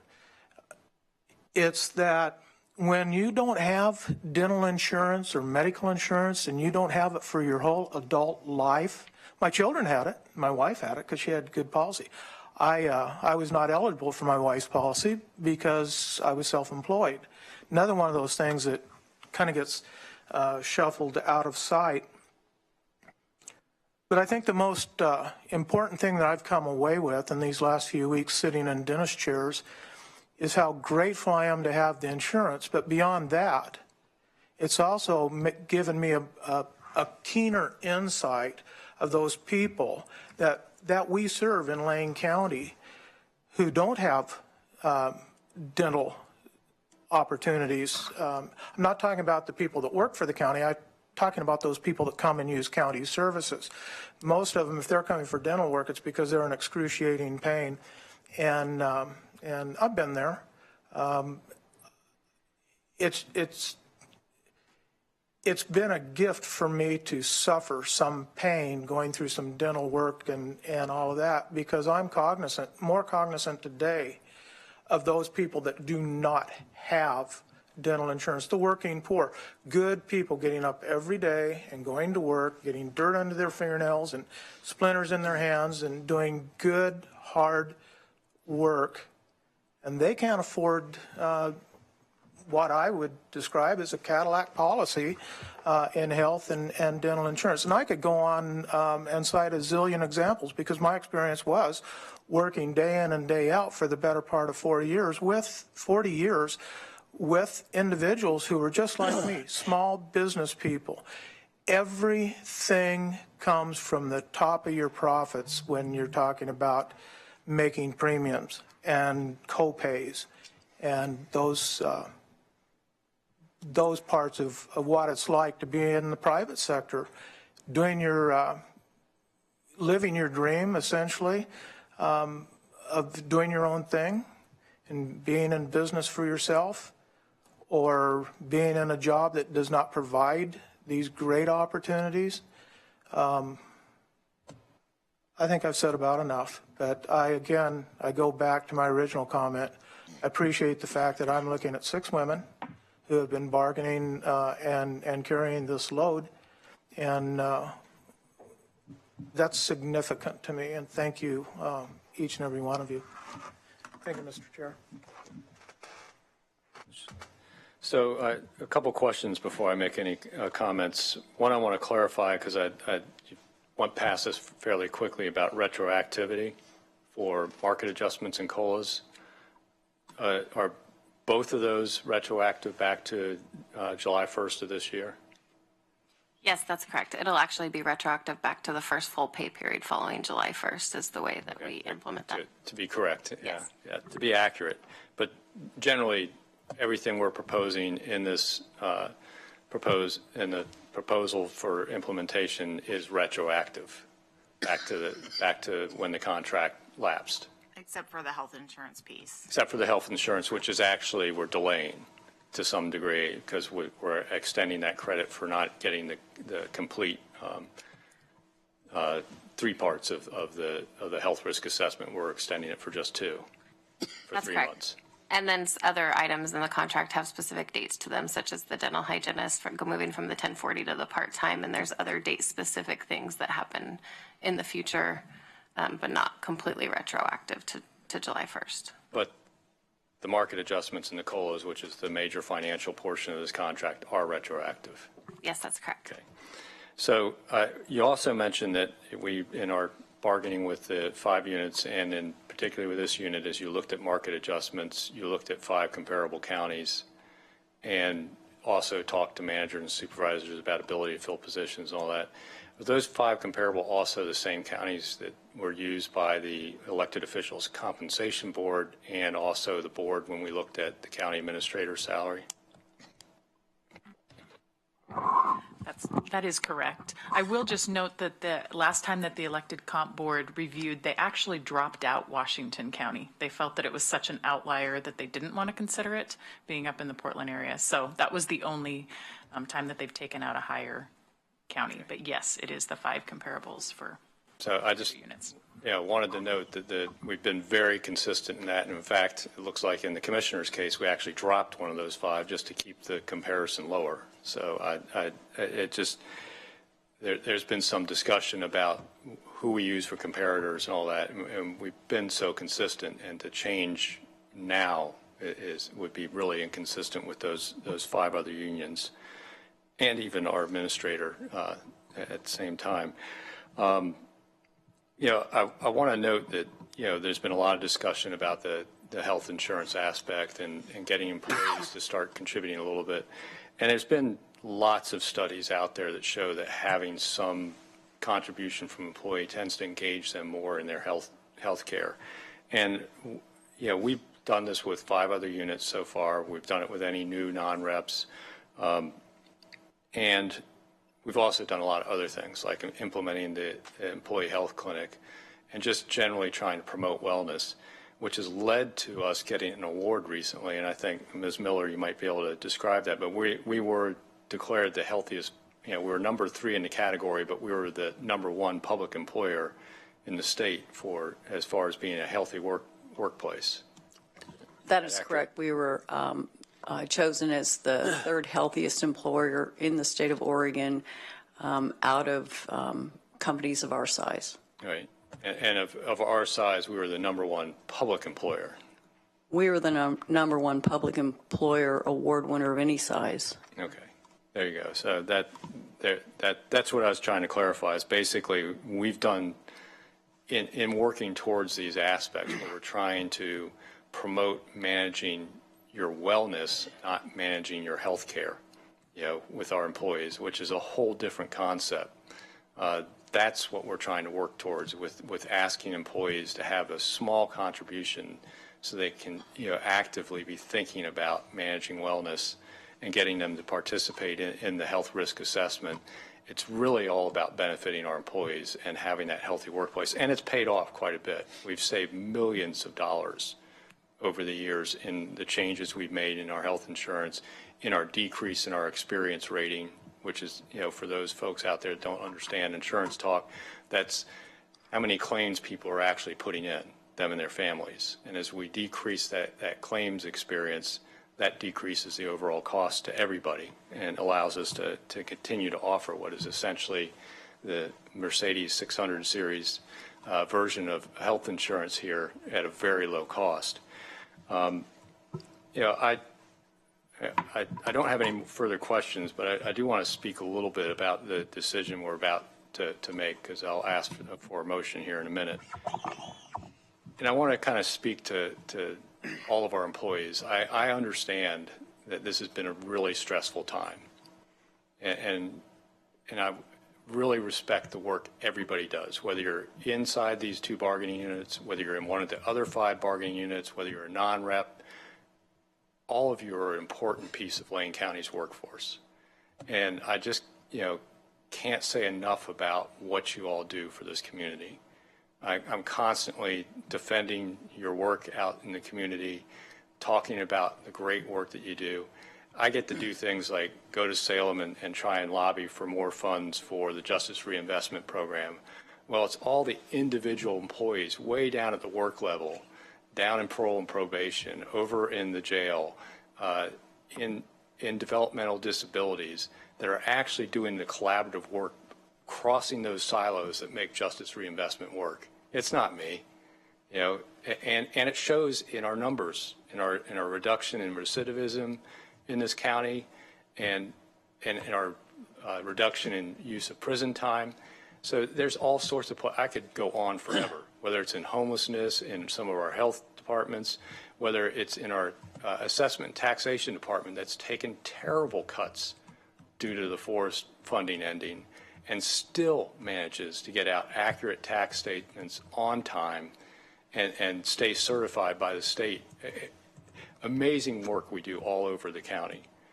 But I understand the stress it's causing folks that are outside the unit about what's going to happen when this happens, and their friendships with people that are inside the unit, folks inside the unit making those decisions about, what they're going to do personally. It's really difficult for you. I've lost sleep at night thinking about this. I don't think there's anyone on this board that wants to see a strike at all. We all know it's going to be damaging to relationships in the long run. It's going to be damaging to our relationships with the public. It's not a good thing, but we've been trying our best and trying in good faith to come to an agreement over time, and it's just gotten to this point, unfortunately. And really, I think we're looking at something that's fair and equitable. I think we've just had a long presentation that's walked through what we're offering and how closely it resembles what 5 other bargaining units have accepted. And I really appreciate the work of the bargaining team on both sides. Late night last night, you guys were up past 1 o'clock. I got up at 3 to take my wife and my 93-year-old father-in-law to the airport. So as you guys were going to bed, I was getting up, which is a pretty amazing thing. You guys are putting in some hours, and will continue to do so. One of the things, whatever action we take today, we'll still be in mediation. We'll still be trying to work towards an agreement. So I really hope folks understand that we really are just trying to build on the relationships we have with our employees, trying to be fair to those 5 units we've made agreements with, at the same time balance our resources and the expenses that we'll be able to pay for a contract, and build on the strong fiscal management that we've developed here at Lane County that's enabled us to get a 73% yes vote on a tax, something that's absolutely unheard of. And I really think that we can continue to do that. We'll continue to work hard to try and come to an agreement. But I just want everybody to know that the employees here at Lane County deserve the public's respect, and they have mine. So with that, if there's any comments from the bargaining team before I ask for a motion. So we have 2 orders in front of us, one for each bargaining unit, 1710, 1705, and 1710, 1706, and I will entertain a motion. Commissioner Lyken. Thank you, Mr. Chair. So I'd like to move approval of Order 1710, 1705, in the matter of implementing the modified final offer between the Lane County and American Federation of State, County, and Municipal Employees, Local 2831, General Unit 2017 through 2020. Do I have a second? Second. Been moved by Commissioner Lyken, seconded by Commissioner Williams. Any discussion to the motion? Commissioner Sorensen. Thank you very much. First of all, please forgive me coming to the board meeting today with a cold, and I'm having a little hard time speaking, but I did want to speak on this issue, and in particular, I feel that one of the strengths that we have in Oregon is we have a strong collective bargaining system. And by that I mean that workers have a right to pick their representatives to bargain with public employers, and that the respect that we should have between the people that are on the management side of that negotiation and the people that are on the union side of that negotiation is really important. I think it's important to really everybody, should be, because it's an important part of what makes a state like Oregon better than maybe countries that don't have that, or even states that don't have that. Having said that, we've had a lot of work done by both the union and the county's management team. Huge amount of work. Reference has been made to mediations going until 1 o'clock in the morning or midnight. I don't know the extent of all that, but I have been certainly informed that it's been going on and there's a lot of work. The Board of Commissioners has been briefed by the county's management team many times. Huge amount of work on all sides. And I just want to say that's a very important part of it. And it's important that the people that are doing this, as half of the people are here today, that you recognize and you understand how important all the commissioners believe this process is. However, I think that there's a difference of opinion about what we're doing here today. And one point of view is that the other bargaining units have accepted many of the provisions that are in this authorization. This is an authorization for the county administrator to implement this. And that's why I started out with the concept of collective bargaining, is that, of course, it would be easier for one side or the other to say, this is the deal.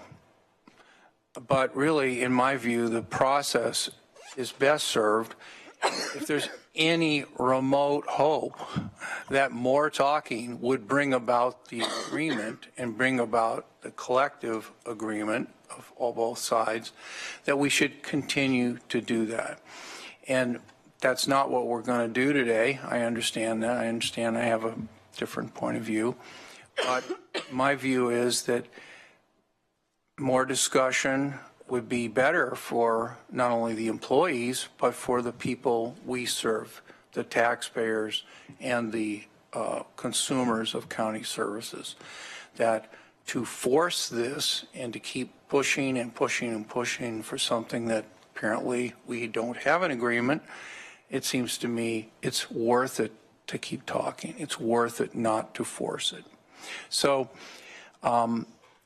my hope would be that we would come back and we would be talking about this next week, and we would be hearing that there was an agreement. Now, that may not happen.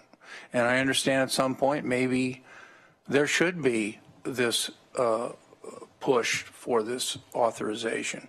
But I would just offer the opposing point of view. Wouldn't we rather save the community and the 600 families that are potentially affected directly by this strike? Wouldn't we be better off as a community if we could come to that agreement? And I hope that our action today in no way stops. And I know it won't, at least on the county end, because that was something that the county administrator assured us that the discussions would continue, whether or not this measure is passed by this board today or not. And I just think that is a really important thing, that we encourage all sides to continue the discussion. So that's my point of view. Commissioner Lyken. Thank you, Mr. Chair. And to clarify, and I don't know if it was mentioned, but to clarify, what, if the board decides to vote affirmative on this, this is not an enactment. Is that correct? It's providing you authority on a date that you have put together. Is this how this is working? You would be authorizing implementation of a contract. Correct? So we're authorizing after notice to the union. Correct. But it's providing you the authority. Correct. So you're going to have time, as Commissioner Sorensen just mentioned. Sounds like you are going to continue to have time to hopefully get somewhere on this in the meantime. But this is granting the authority. Correct. And I will say again, we have mediation scheduled this afternoon at 2 o'clock, and it's our intention to continue that process. An important distinction here is that the prior contract ended on June 30th of 2017. So we're, what is that, 4 months, 3 or 4 months into without a contract. And so at some point there needs to be a contract in place that addresses these issues. You heard about the timing of health insurance, open enrollment, so employees have access to be able to select the plan that works best for them, and that we put in place the COLAs and the market adjustments that are retroactive back to the beginning of the contract term, which is July 1st, first pay period in July 1st. So that's why this is, the authorization is coming forward at this stage. But again, we will continue, even as this contract goes into effect, we will continue to participate actively in mediation and seek resolution to the issues at hand. Very good. Thank you. So I'll just make a quick comment before I see if there's any other discussion.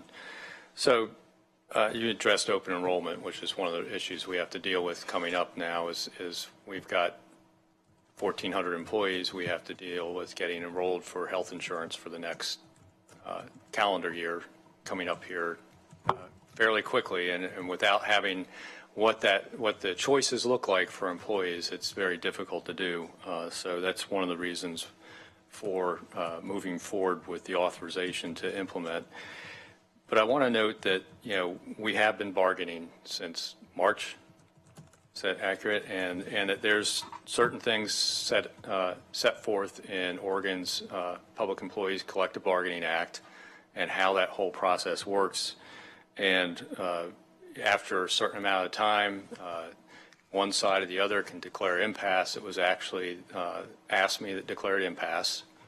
and started the clock towards when they could notify the county that they were intending to strike, which they did, and their intended strike date is set for tomorrow morning at 6 a.m.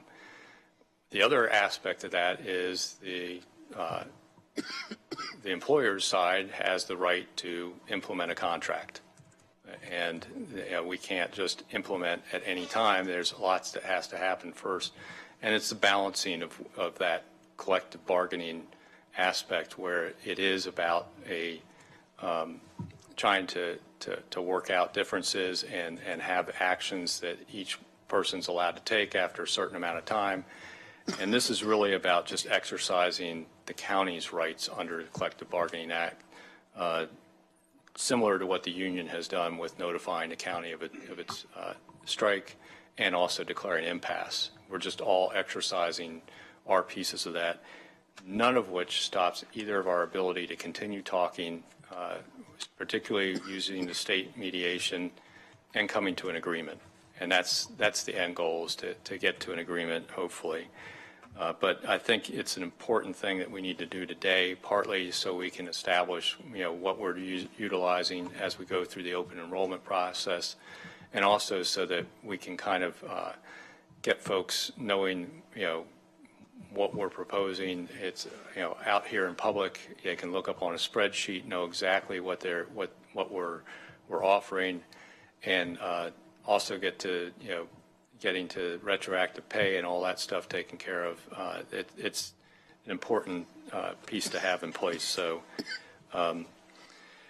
with that, is there any further discussion from the board?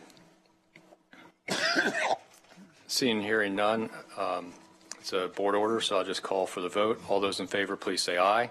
Aye. All those opposed? No. Motion passes 3-1. With Commissioner Sorensen in opposition, and Commissioner Farr has been recused.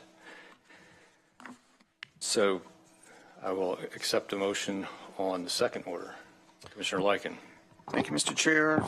So I'd like to move approval of Order 17-10-1706, the matter of implementing the modified final offer between the Lane County nurses and between Lane County and the American Federation of State and County Municipal Employees, Local 2831 Nurses Unit, and that's through 2017 through 2020. Second. Been moved by Commissioner Lyken, seconded by Commissioner Williams to approve Order 17-10-1706. Mr. Chair, I just wanted, as the county's budget official, to share with you, I'm not sure we shared the total value of the two contracts, and so as you're contemplating the action on the second contract, that the total value of the two contracts is approximately $147.5 million over 3 years. And that represents, again, as was discussed earlier, an $8.8 million increase in wages and benefits over that 3-year period of time. So the general unit that you just took action on was $136.8 million contract over 3 years. And the nurses unit that you have in front of you is a $10.7 million contract over 3 years, representing an $8.8 million increase during that period of time. Thank you. Any further discussion? I'll just make another quick note here that as we've moved through this process and as we're getting to this implementation offer, the county has progressively bargained. This final implementation proposal is above our final offer. We didn't go back to our final offer, which we could have under state law, but we listened to what the employees were telling us in mediation and tried to address some of the issues within our ability to pay, as we see, to deal with some of those issues, particularly the dental hygienists, the low-paid office assistants, the waste management fee collectors, some of those positions where we went back and dealt with that and increased the number of folks getting market adjustments up to 63% of the bargaining units. So I just want to note that we have been trying to work towards a fair and equitable contract and doing so in a progressive manner. Commissioner Sorensen. Thank you. One of the things that has taken place in the other in the other contracts is the so-called 5 comparable county average. That's Washington, Clackamas, Marion, Deschutes, Jackson, and I guess, as I understand it, this contract as being proposed for implementation, this contract does use that 5 county average. Is that accurate? Okay. And I think that in general, I'm in favor of that.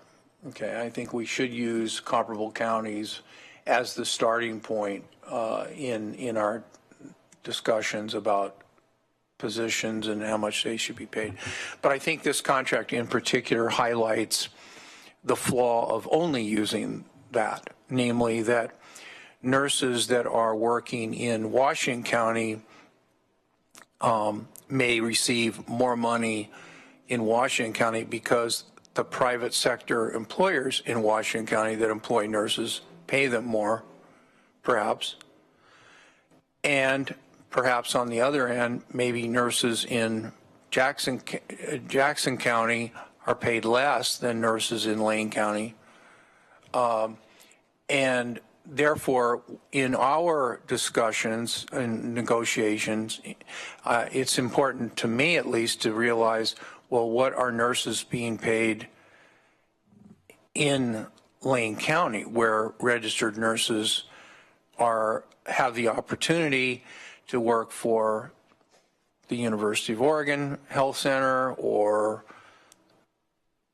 Peace Health or Mackenzie Willamette or a clinic. And so I think we have to balance our 5 county average concept against market forces when we know of positions. And I know we're not talking in this motion about what a cook is paid, but it seems to me the same analogy is with other positions where you have cooks in the private sector, you have nurses in the private sector right here.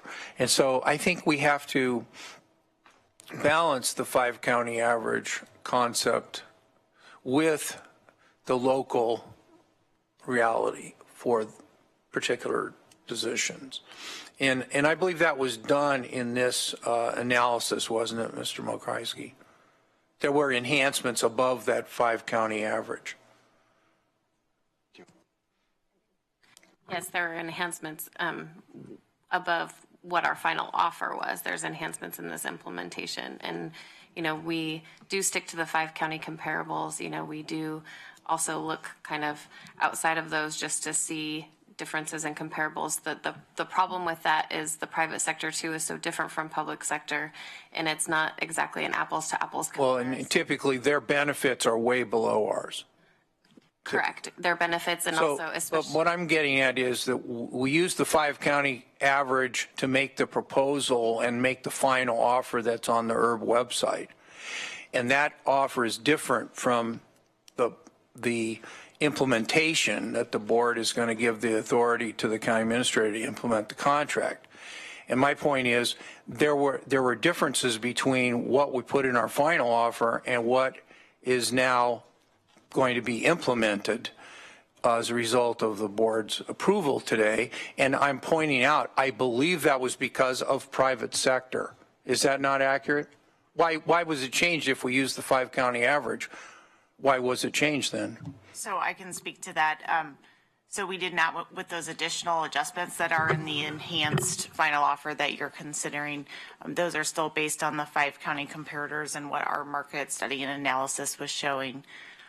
We did not look at the private sector for those additional adjustments. Well, then what explains the difference? If you use the 5 county average in the final offer and in the implementation numbers, what explains that difference?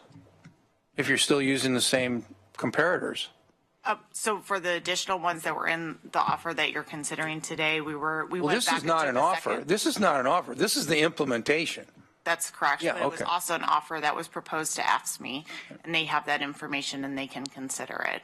So those additional classifications that is in what you're voting on today, the above and beyond that we went were on those lower classifications that I mentioned. So we took a second look at the office assistant classification and also the classification for the waste management fee collectors. So that was the additional analysis that was done. Okay. Frankly, and Mr. Chair and Commissioner Sorensen, it was a reflection of our efforts to listen. This is hopefully an indication of the county's desire to bargain in good faith and resolve issues by listening to where the union has expressed particular concerns. And so we identified positions in the lower end. You heard the office assistant position and waste management fee collector and mental health specialist and a number of positions in the nurses unit as well. And so we maintained that 5-county comparable, but we evaluated the data that we had to really look at what we could do to try to reach agreement in those areas that were of most concern, particularly at the lower end of the salary scale. Okay. And to be clear, Mr. Chair, we're on the motion to approve the nurse implementation. Yeah. I'll just finish by saying, just as I did earlier, that I have a lot of respect for all the people involved in this, on the union side and on our side. And in particular, I want to say that, I think you typically will get more cooperation if we came to an agreement rather than we implemented the thing. Further discussion from the board? Seeing none, I'll call for the vote on Order 1710, 1706. All those in favor, please say aye. Aye. All those opposed? No. Motion passes 3-1 with Commissioner Sorensen in opposition and Commissioner Farr recused. So with that, I think I'm going to save our other items of county administration, county and commissioners' business to the end of the afternoon meeting, so we have time to get something to eat before 1:30, because we do have a 1:30 time certain advertised. So I'm going to recess the Board of Commissioners. We will reconvene at 1:30 in regular session, and Commissioner Farr will have the gavel back. We are adjourned. We are recessed.